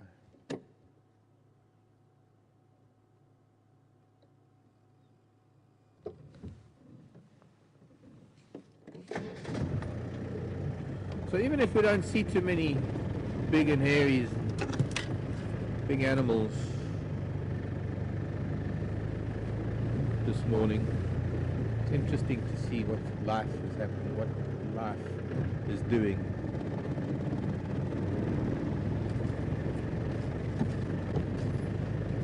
Don't want to miss some of the first migrant birds, don't want to miss some of the first flowers.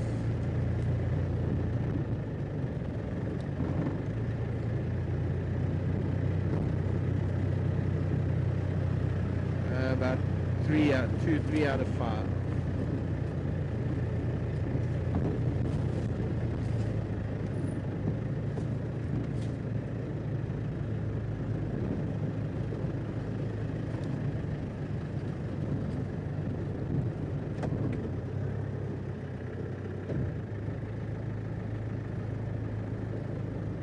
Okay, I only got the last bit from Carolyn about elephants. I mean, giving birth, do they fall like cows? Not really, Carolyn. The reproductive organs or the genitals of elephant are completely different to a lot of animals. And let's go and find an elephant and I'll be able to show you. If I manage to find an elephant for you, I'll be able to show you that when a female gives birth, she does stand, she does have to give birth standing up, yes. I think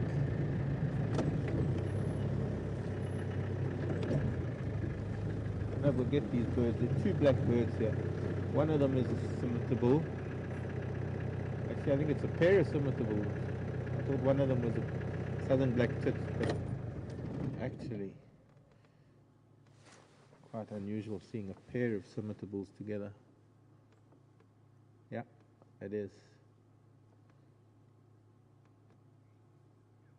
Similar to the red-billed woodhopoo or the green woodhopoo. This is the scimitar-billed woodhopoo, now known as the common scimitar bull. We had a bit of a quiz about that a few days ago because we had one in a tree and I wanted to get names from all of you. Not easy to see, they're deeper in the branches. You can't really see them very well.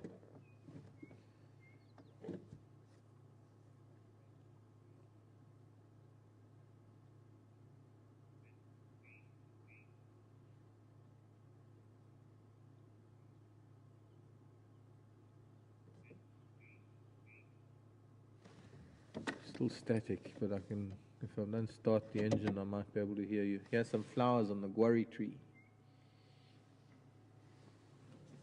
Okay, while I'm looking at flowers, try now.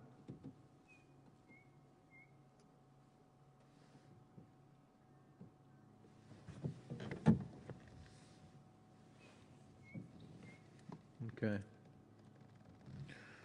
Do elephants do the same as giraffe?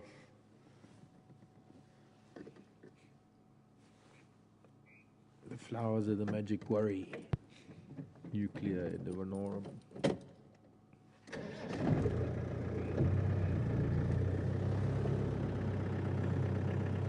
There's an easy grass to remember. Can I put it again? So I find something black. Cover for my binoculars. You can see the shape of it. Just with a black background. Herringbone grass. 3 guesses why it's called herringbone grass. If you get the first one, you can keep the other 2 guesses for the next quiz. Only kidding, you don't have to send in answers to that.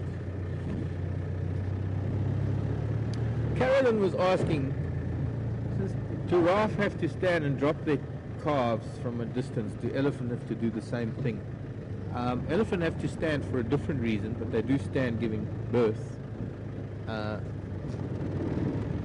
But also the outcome is very similar, very much the same thing, is that it helps to break the umbilical cord and break open the placenta.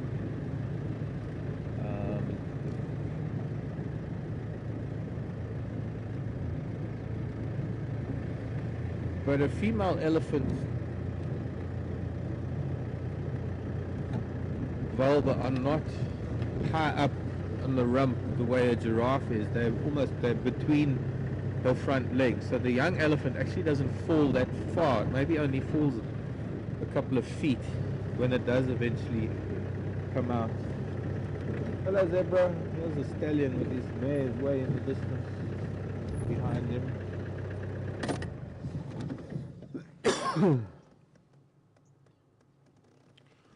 I heard a story about some elephants that were not too far away this morning on another road. We can maybe go and find them.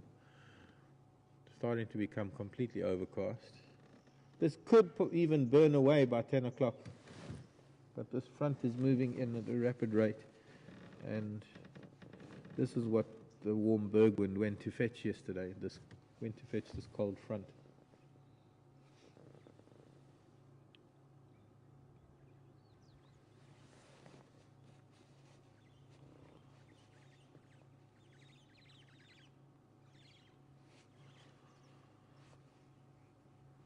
Hi Lynn, glad you're watching and glad you caught the dam. And Kay in Iowa. Hello Kay. Wanting to know if the water in the dams and the water holes will dry up this summer. No way to tell, Kay. Absolutely no way to know. It's a wait and see kind of thing. If we get very heavy, good rains, they won't. If we don't get rains, they will. I suppose that's about as simple as I could put it. And the wait and see part is to wait and see if we get rain. The reason why they're still so full and have got so much water in them now is because we had such late rains in April and May, and very heavy rains at that. And then there was that huge storm in June that just threw down a lot of water as well in a very short period of time. And when that kind of rain happens, there's not very much water that seeps into the ground. A lot of the water becomes runoff, and that's what fills the dams. We could get 2 days of constant rain, but if it's a slow enough rain, all it does is it seeps into the ground and you don't get runoff. It doesn't fill up the dams, it feeds the trees. So there's a bit of a catch-22 there. It depends on what kind of rain falls, but sometimes the rain is needed for the trees, so we need sort of long soaking rains, and sometimes we need rain for the dams, so we need those sort of very heavy flash flood thunderstorms that can roll in and dump a couple of inches of rain in an hour. Right, let's move on. I don't even think you're the stallion. You're looking like a very pregnant. It's like a pregnant mare. It's like a very pregnant mare to me. I wasn't even watching the monitor. I'm looking at tracks on the road while I'm talking to you. Barely looking at the zebra. Sorry, madam. Did I insult you? That's very heavy. No, look at her from front on. She's bursting with the baby inside. Lots of oxpeckers making a noise.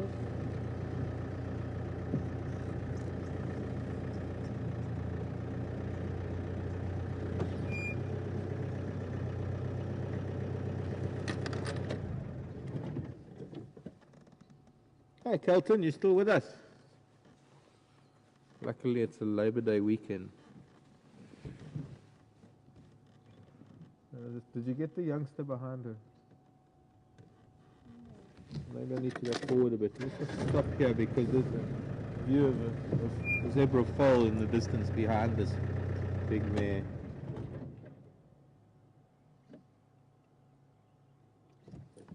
And the little one.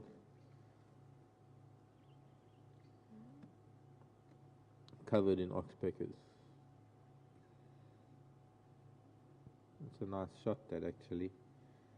Just the mane of this mare with the foal in the background. I think that's the foal, because we're not far from Treehouse Dam. That's the foal whose footprints I was seeing earlier.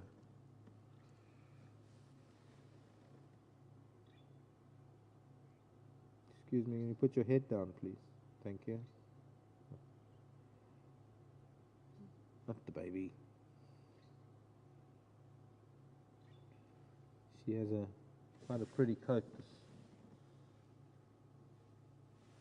this mare.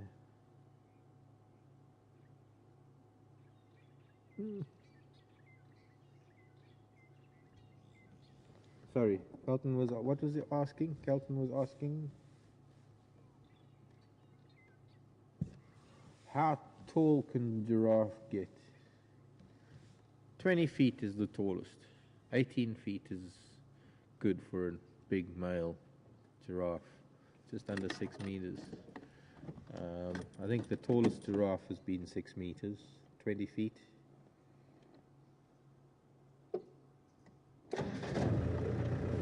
The males. Females probably about 15, about 5 meters for a tall female. 4 to 5 meters.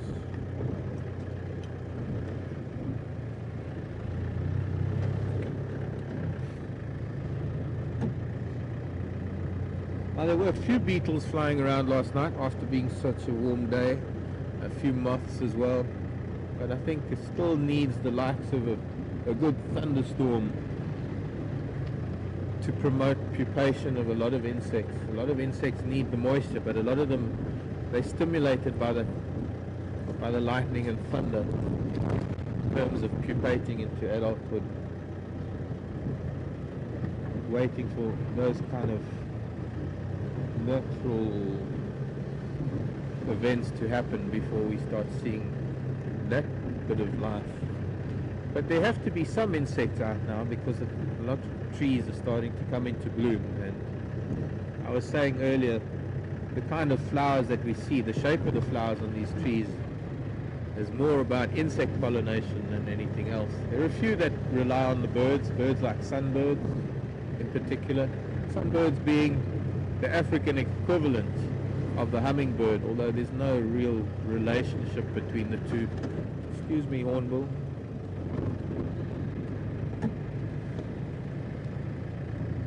They're not really related, hummingbirds and sunbirds.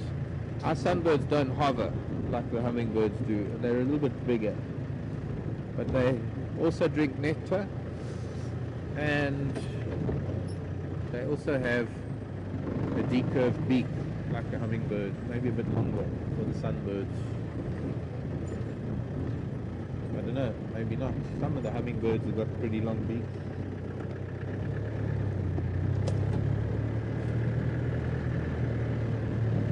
Nothing.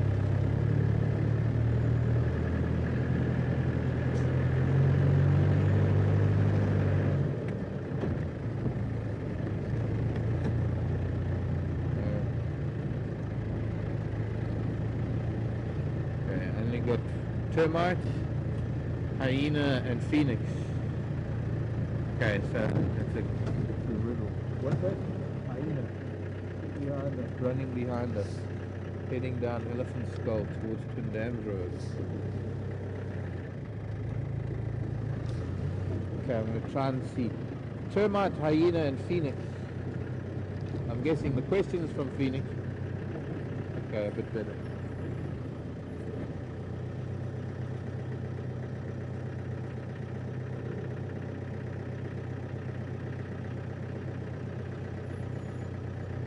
Karen in Phoenix. Hello, Karen. Oh, either living in Phoenix, Arizona, or Phoenix is your screen name, Karen.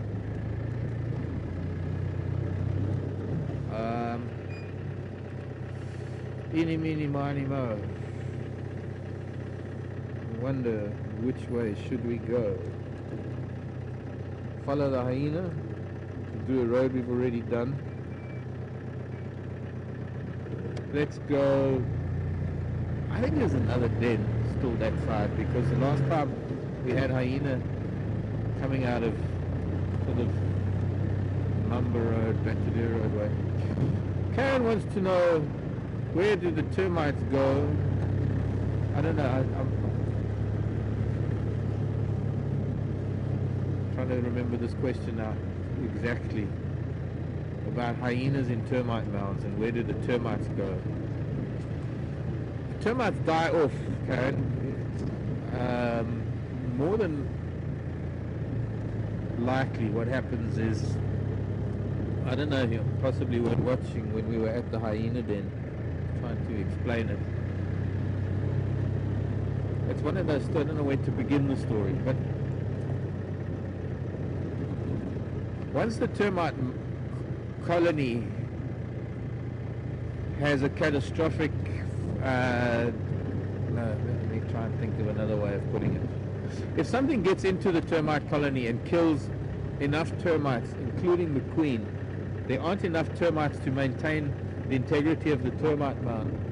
Something else then, well, what happens is not that the termites leave, they die off. That's what it is. Termites don't ever leave their termite mound. But what they can do is, now I'm going to be interrupted because there's a vehicle coming.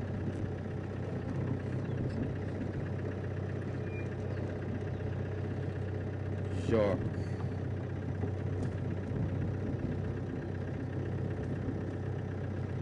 Oh shit. Good morning. Good morning, how are you? Good morning all. Where did you come from now? I've been doing loops around Treehouse and Twin Dams. Just had PC, one of the youngsters, running down Elephant Skull towards Twin Dam Road.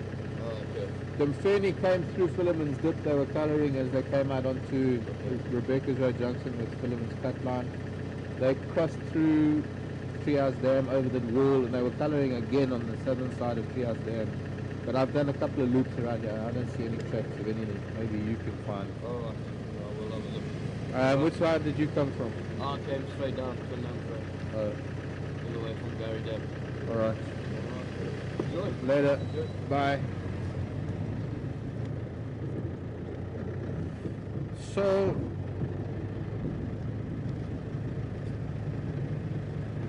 the only thing that really causes a termite mound, or rather not mound, but the colony to die off, is something getting into the mound and eating them, particularly the queen. There's only one termite in that entire colony that produces more termites, that lays eggs, and that's the queen, and she'll lay a couple of 100,000 eggs a day. And there's a very high attrition rate. There's a very high number of termites that get eaten and die off every single day.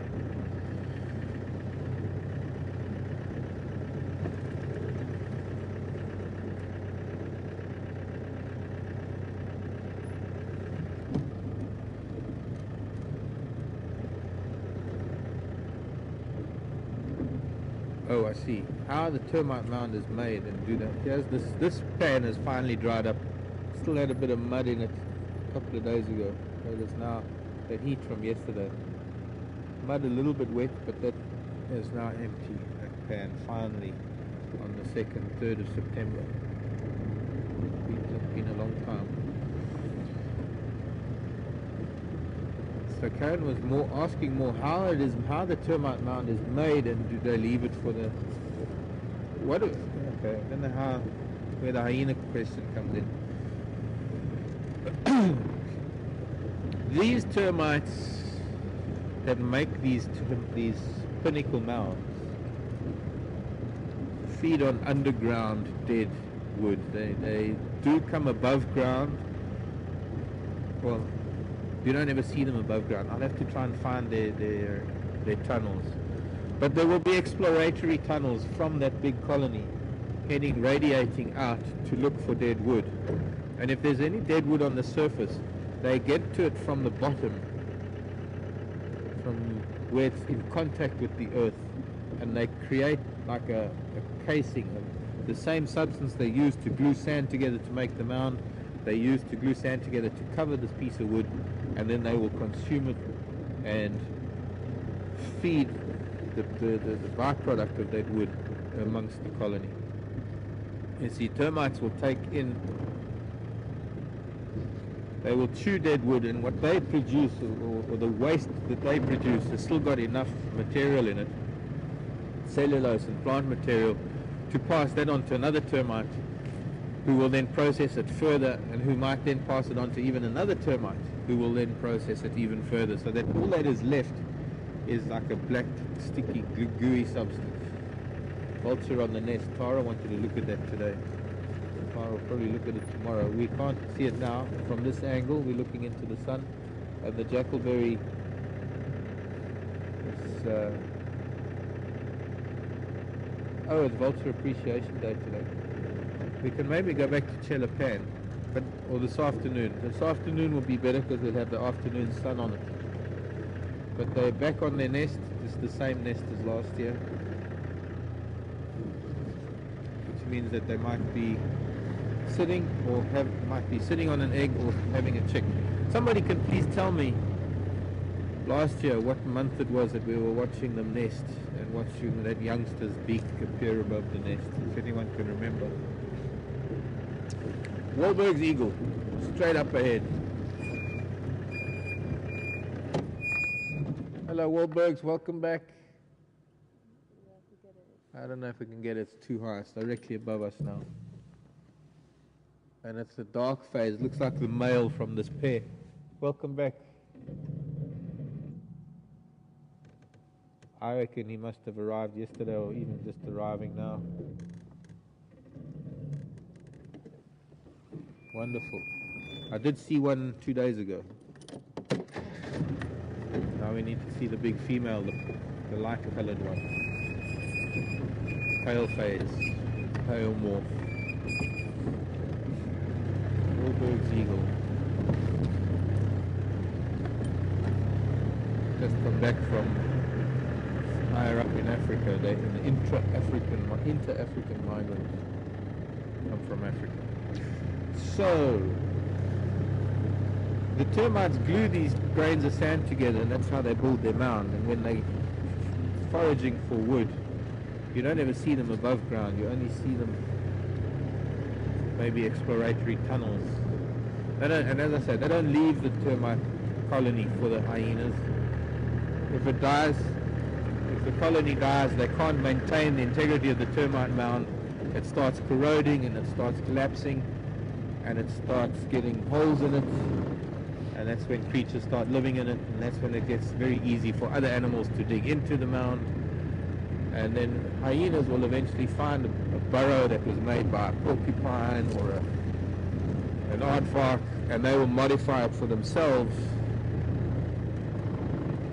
maybe add a little bit of the digging. A warthog. Over hundreds of years, these termite mounds get used by many different creatures who go in there and they do their own bit of excavating, their own bit of home improvement. And please tell me if that answers your question, even though it took half an hour to get to. That more or less answers what you were asking. You get some termites, I'll see if I can find signs of them. Some termites that would live on trees, and they'll only eat the dead wood on a tree, but what they'll do is they build these tunnels. None of the termite species can really expose themselves to the air. They have evolved this fossorial existence, the subterranean existence. They don't have pigment, they don't have eyesight, they don't have a hard outer skeleton like all other insects. They actually have quite a soft skeleton because and that's one of the reasons why they're so dependent on on a particular temperature.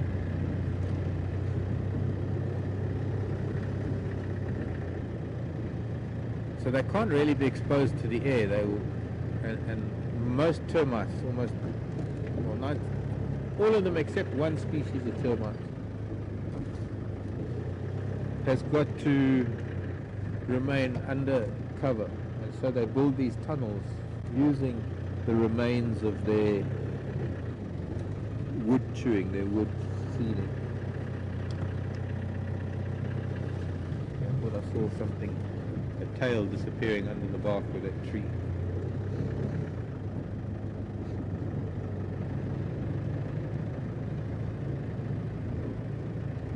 Some termites will only, well, they have their colony underground, and you'll only ever find them if you lift up dead wood, because they too will only meet up with that wood where it makes contact with the ground, and then they will, while they're consuming that wood, be living inside that piece of wood, and then when they've finished it, all that is left is just this outer shell of the remains of their feeding. The one species of termite that does come above ground does so only at certain times under certain conditions, and it's known as the harvester termite, and they eat grass.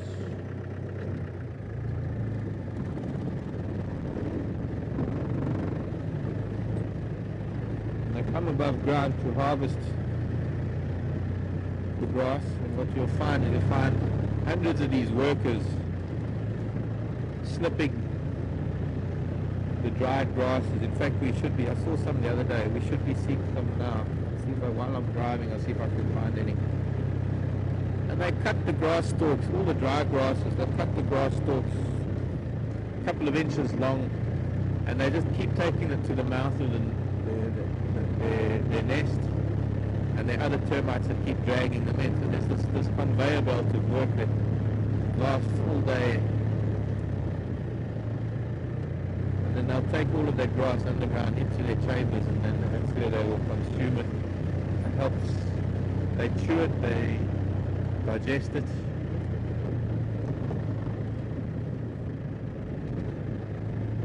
Here are the rhino tracks of the rhino that Andrew was following. I don't know if you found it, rhino. There's no talk of rhino here. There was talk of rhino up in the north.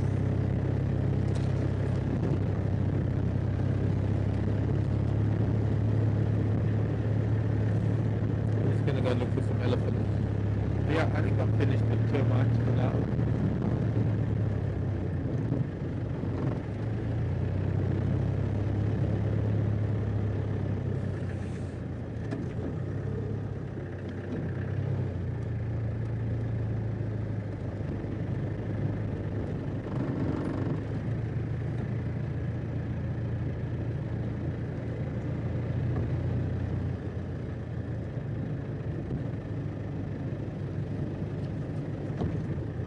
Morning, everybody.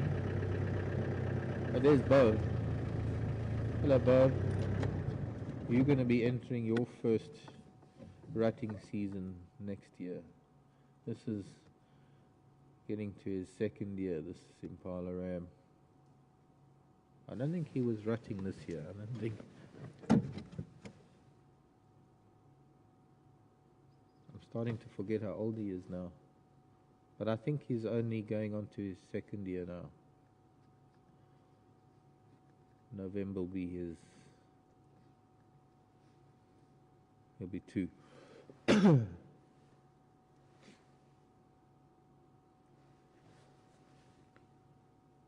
Laura in Michigan was asking about Giraffe and browsing on trees.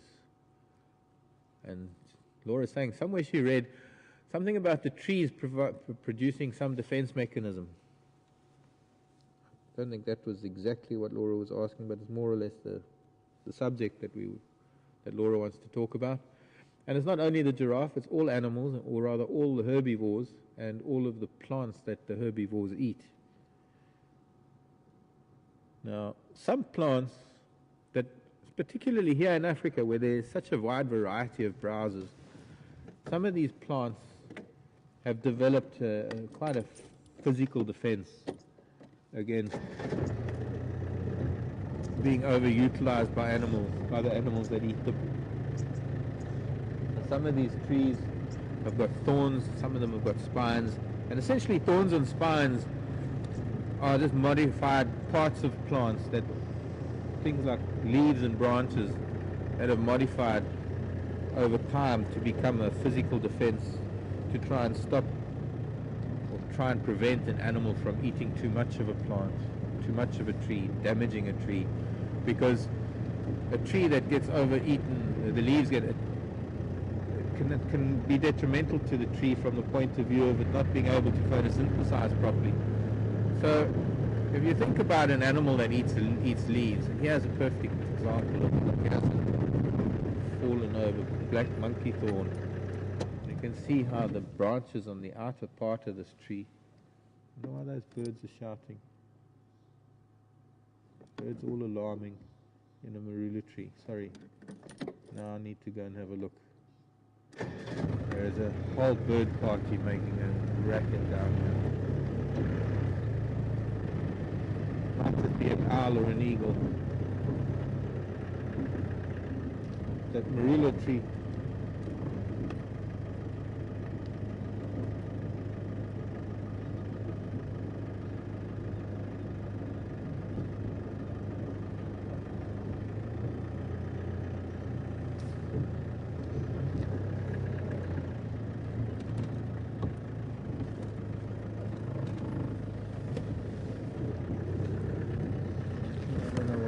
Be the sound issue.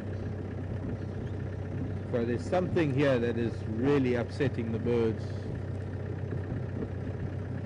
There are dozens of birds here, most of them alarming. 3 different trees, most of them in the big marula tree there, some in this marula tree. Rollers, hornbills, woodhoopers, drongos, starlings.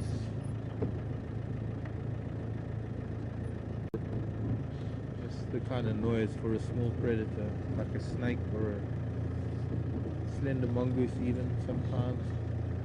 All the woodhoopers are flying off. Sometimes you'd get, there goes the roller.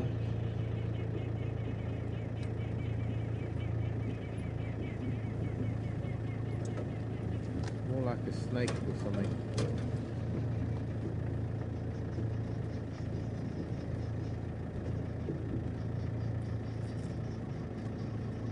It's not going to be easy to find that.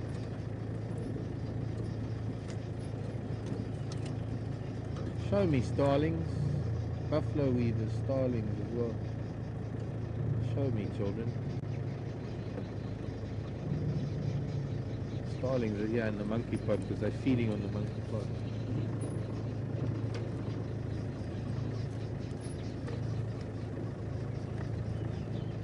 Might be a puff adder in the grass or a python. A little bit chilly for snakes. But after a hot day like yesterday, who knows? It could be.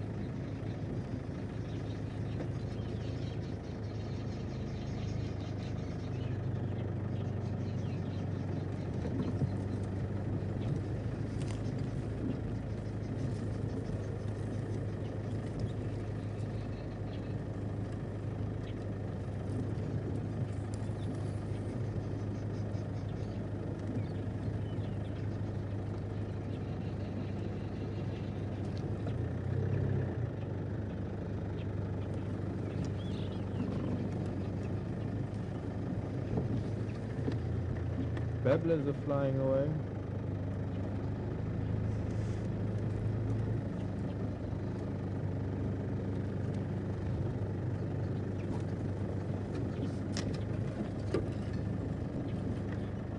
Laura's question about chemicals.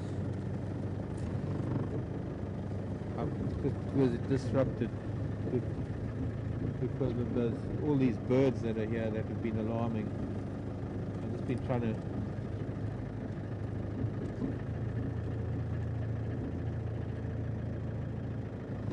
Find a reason why there could have been such a huge bird party, all being so adamant that there was a predator around. I didn't see anything. So maybe a snake.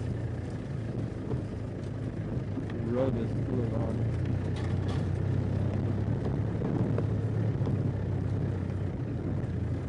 Thank you, Racer. 7th of October they were on the nest.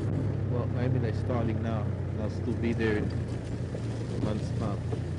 More than likely. So, around the same time of year for the vultures.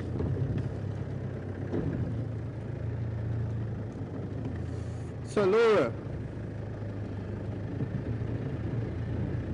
when we look at a tree that doesn't have thorns or spines, like let's say this silver cluster leaf, this is a Terminalia sericea. Sericea refers to the silvery sheen on the leaves, and these leaves actually do have almost like a velvety, a very, very light velvety feel to them. And there are two things about these leaves that make this tree not, or that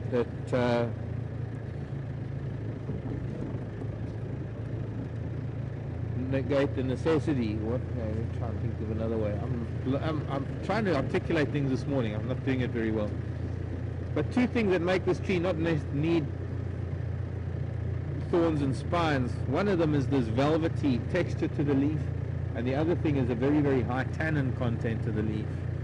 Tannin is very bitter, but it is also, it can be toxic. It can be at very high levels, it can be toxic.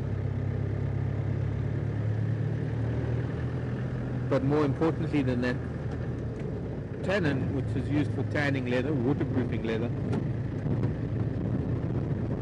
can inhibit the absorption of nutrients. If an animal has too much tannin in its stomach, I guess you could say almost like it tans the lining of the stomach, and the animals can't extract nutrients from their stomach or get nutrients out of the food that they take in. So it was discovered that when animals are feeding on leaves, especially the leaves that are the most nutritious, the most palatable, things like buffalo thorn and the acacias and, well, a lot of the trees that have a physical defense.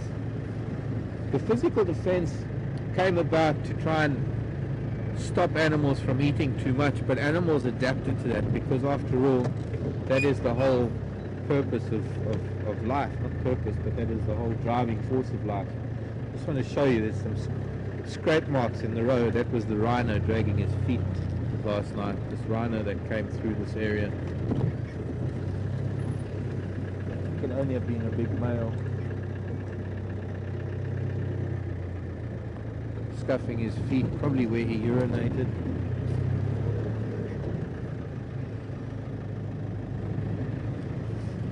So on some of these trees that are browsed on by animals that have the thorns and things, over time the animals developed very thick tongues or lips or palates to be able to deal with it. And when you look at a giraffe eating, giraffe presses, it grabs leaves with its almost prehensile tongue, and it pulls it into its mouth, and almost it presses those leaves against the roof, the palate, against the roof of its mouth, and strips those leaves. Giraffe doesn't have any teeth on the upper jaw. In the front of its mouth, it's only got molars at the back to chew the leaves. So it's got very thick skin to be able to deal with those thorns. So that was an adaptation that animals have to that allow them to feed on things like the acacias. I mean, look at this. This is a small knobthorn, but the point about the knobthorn is the leaves are very nutritious, but it's got very, very hard, very, very sharp, decurved thorns that to some extent prevent an animal from putting its head deep into the tree, the same as the acacia behind it with the straight white thorns. So to a large extent, the animal, it can protect itself and the leaves from an animal in the center part of the tree, but the animals have managed to deal with the thorns, and they feed on the outer part of the tree. And because they still feed on the tree and the thorns are not a complete deterrent, the trees themselves had to turn to a chemical defense. And when something starts browsing on things like acacia and other trees, the roots start producing tannins, and those tannins are fed to the leaves or transported to the leaves to make them bitter and distasteful, so that after a while of feeding a giraffe or whatever it is, it's got to move on from that and find another tree to feed on.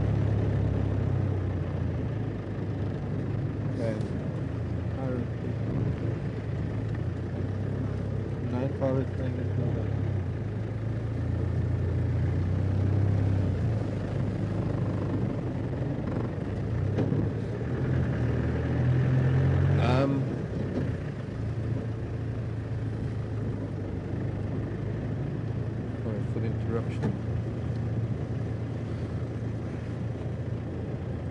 That is a very fast process when tannins are pushed into the leaves of trees, and within a relatively short period of time the leaves become very, very bitter, if not toxic. So an animal has to move on, and that becomes sort of a chemical defense of trees.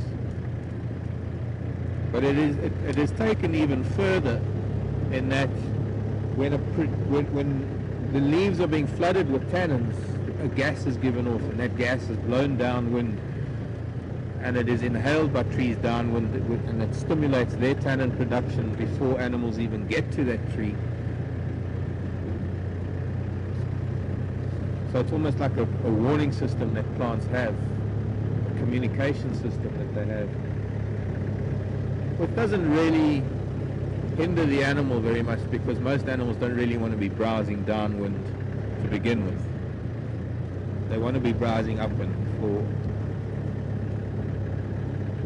reasons of getting to trees that haven't started tannin production in their leaves, but also they want to browse upwind because that's where danger is. They want to browse into the scent of danger rather than browse with their own scent and find themselves in danger. I don't know where there were elephants, but they were somewhere near here, and maybe we'll be able to find them.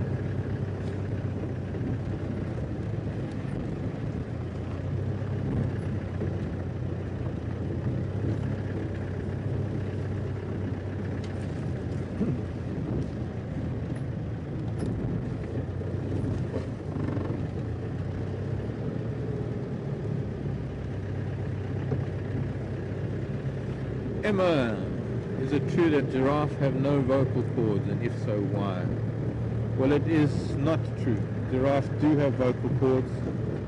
Giraffes do have a rudimentary vocal cord. It doesn't produce the kind of sound that other animals have. In other words,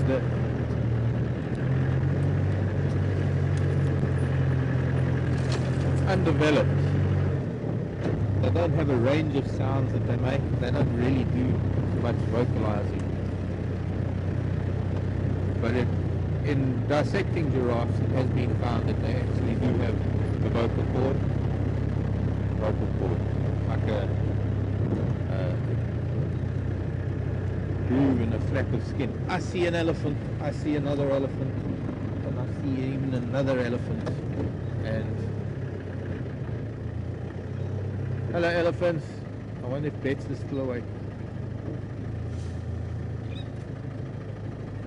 Hello, children.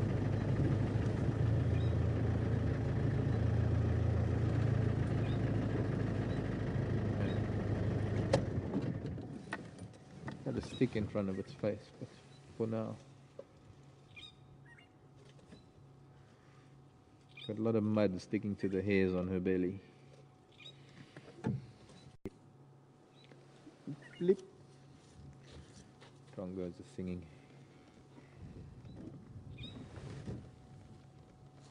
So the whole herd is moving that way. These are the little boys at the back of the herd. Let's move forward a bit. Watch him taking apart this bush willow. A couple of youngsters still at the back. There might still be one or two females at the back too.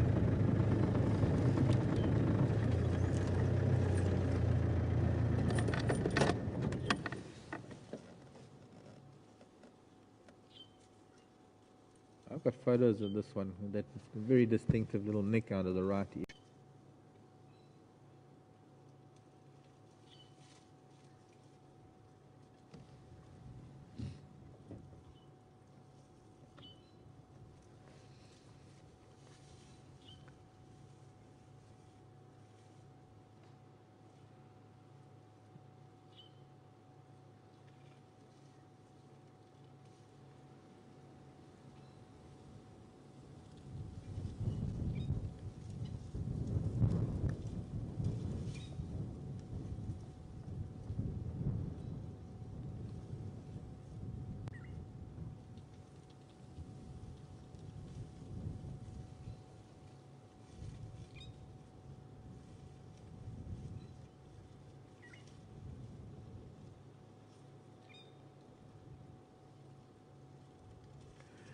Yvonne wanting to know if antelope sleep standing up.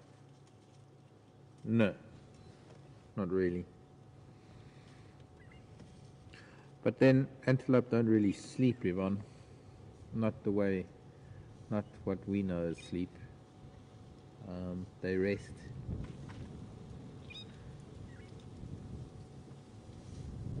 The herbivores pretty much have to eat most of the time. If they're not selecting their food, they've got to be still processing their food. The antelope are ruminants, so you'll find that if they're not walking around picking at grass or taking leaves off of, sort of find a spot and lie down and go to sleep.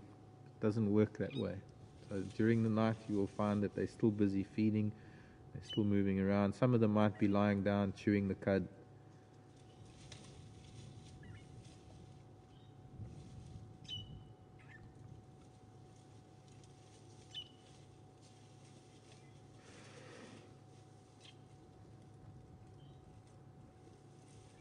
Push the buffalo thorn. Break the buffalo thorn.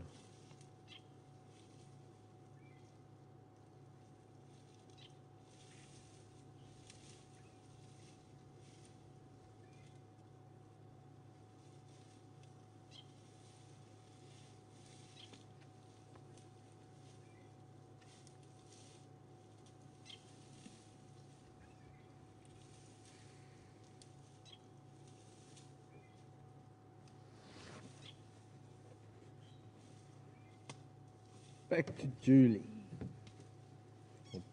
Julie is taking us back to termites. Good question, Julie. Why do they release so many into the air, and why are they attracted to light? Those that they release, look at that, she's managed to break the base of that. She was kicking it with her foot. She wants to get to the bark, chew the bark off the base of that buffalo thorn.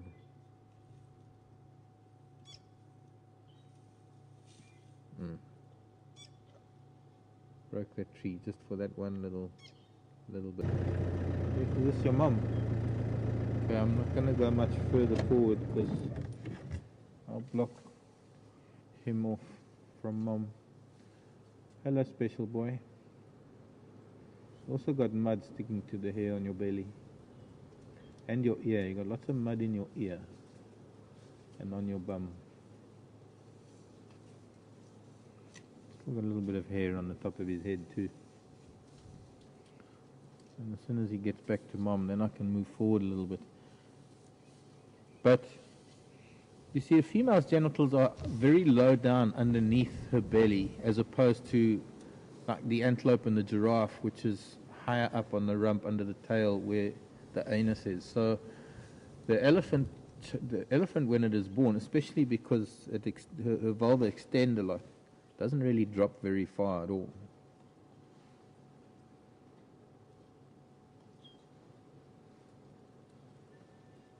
Let me move forward now because baby's back at mom. That'll be about a 3-year-old.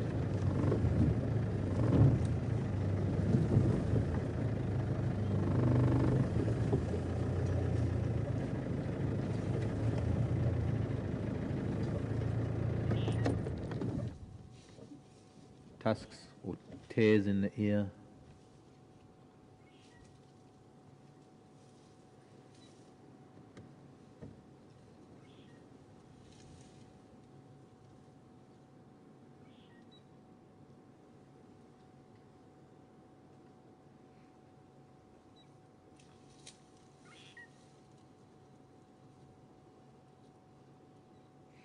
She's engrossed in something in the ground there. She's been digging. She was eating a, I don't know if it was a root or a bulb.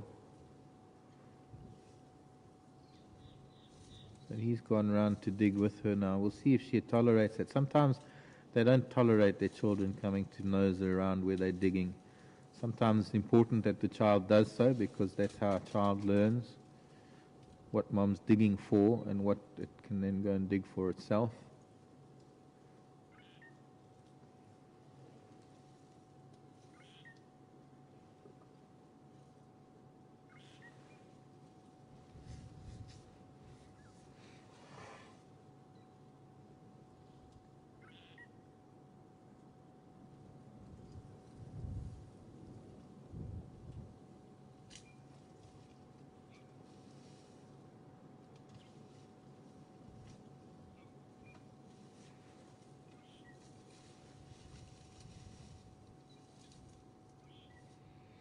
You've broken that little knob thorn, madam.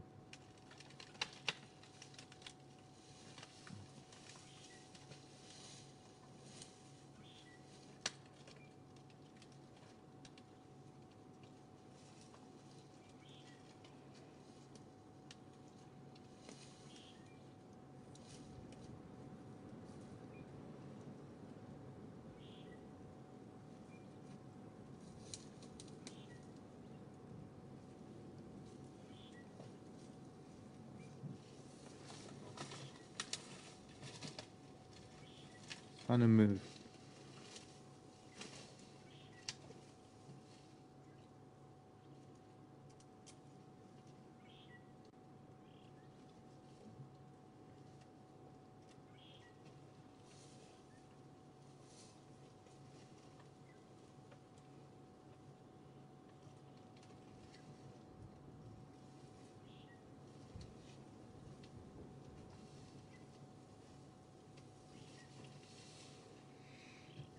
Trying to get that one dead log out of the way, dead tree out of the way. A little one-tusked child, this one. Hello, Nicole in Germany. Good morgen. Und wie geht's?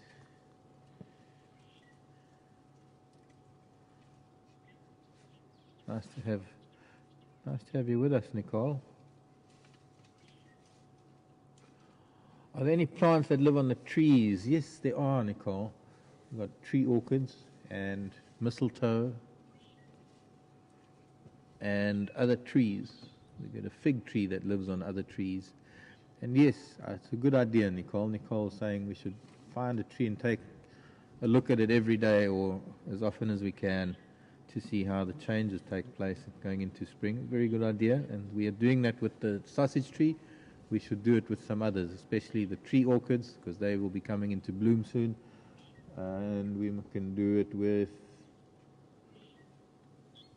well, what we need to do is we need to select specimens of individual trees or individual specimens of certain species and see how they change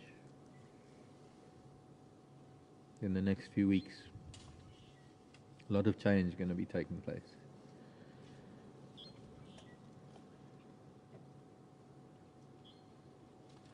She's holding that dead wood up now while she gets down there underneath it. Digging for roots or something. Can't figure out what she's digging for. Could be roots.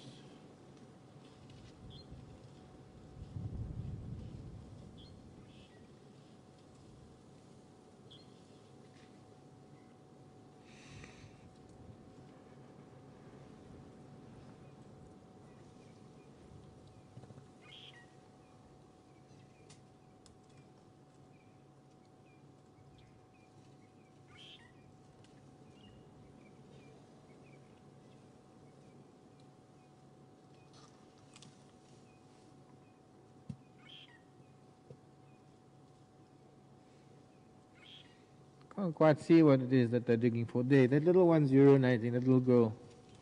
I think it's a little girl. Looks like a little girl.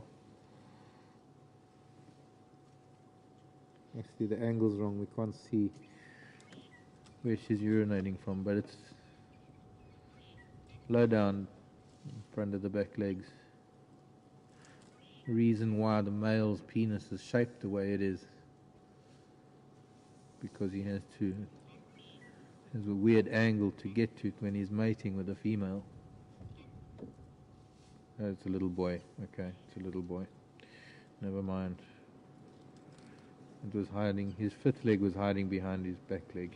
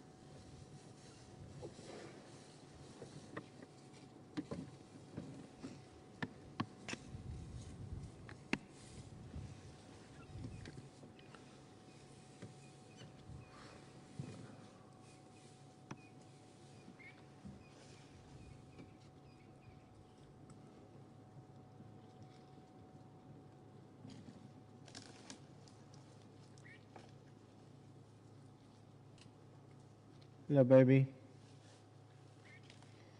Baby boy. That's a baby. Again, he doesn't really mind us at all. He's coming right up. Hey, little one. Hello, Alan.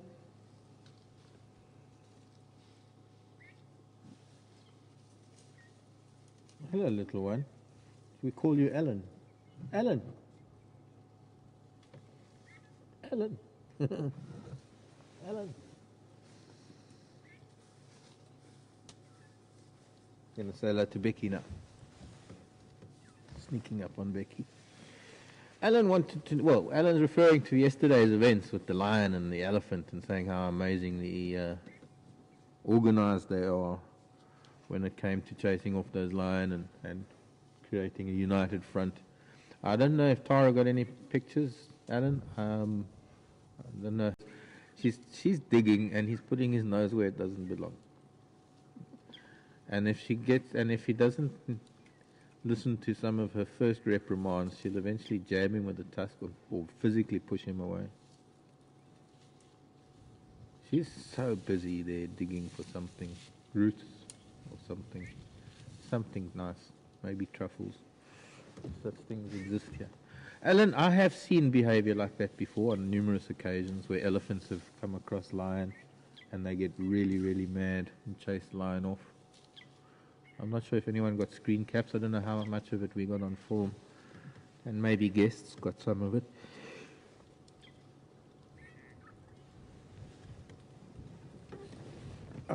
There weren't any guests there at the time. So the only photographs we got of it, well, only was what we were filming at the time, what everyone saw.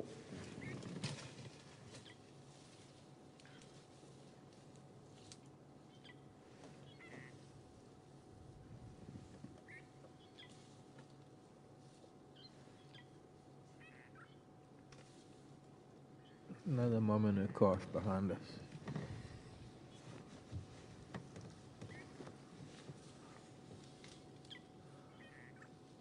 There are elephants. I think we're surrounded, completely surrounded. And I can see trees. I know it's windy, but some trees are shaking a little bit more than the wind, quite far from us. So in about a 200-meter radius, there are elephants everywhere. And it's actually getting colder now than it was at 5 o'clock. Oh, what?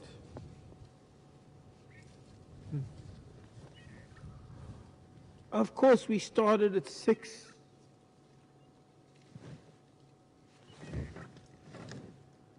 Yeah, it's been beeping for a while. And also, for some reason, the inverter's been beeping a little bit. I just heard a beep now. Oh well. I was thinking, we still got 50 odd minutes, but we don't. We've only got a few more minutes. And if the inverter's beeping, well, we're going to get into trouble if we run it too low. We're not going to be able to run overtime today, but we are going to still sit with this this lot for a little while. She will eat the roots. Getting a bit of grass now. Time for some salad.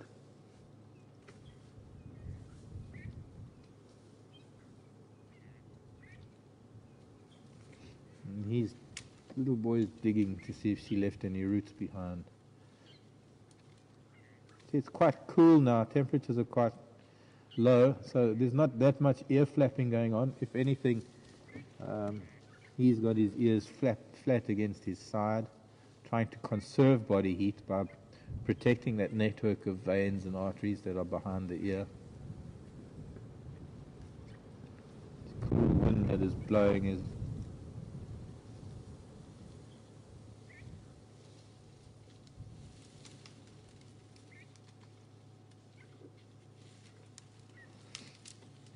The temperature that it is now is ideal for elephants, I suppose, in a way. A little bit of warmth from the sun, but a cool enough wind that they don't have to flap their ears to cool down. So this is a birthday present. Elephant came, just to let you know, she came to wish happy birthday to Blonde Viking, long time viewer, to the Blonde Viking. I don't know, do you get brunette Vikings? Oh, looks having a rub against that knobthorn. No, not much. Just that it has a nice texture for an elephant to rub its butt.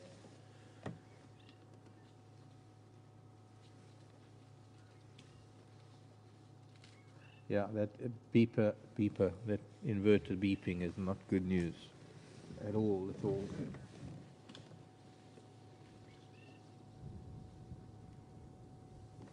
Especially because it's going to go. We're going to lose picture any minute. So I'm going to have to say goodbye now, even though we've got a couple of minutes to go, everybody. But it's beeping very, very fast. And from myself, Mark, and Becky behind camera, and the elephants that we're sitting with, I might actually just sit here for a few more minutes. I haven't even taken a photograph. But thanks for joining me this morning. Thank you for being here, and we'll see you this afternoon. We'll see you later at 3:30 Central African time. So, bye everyone.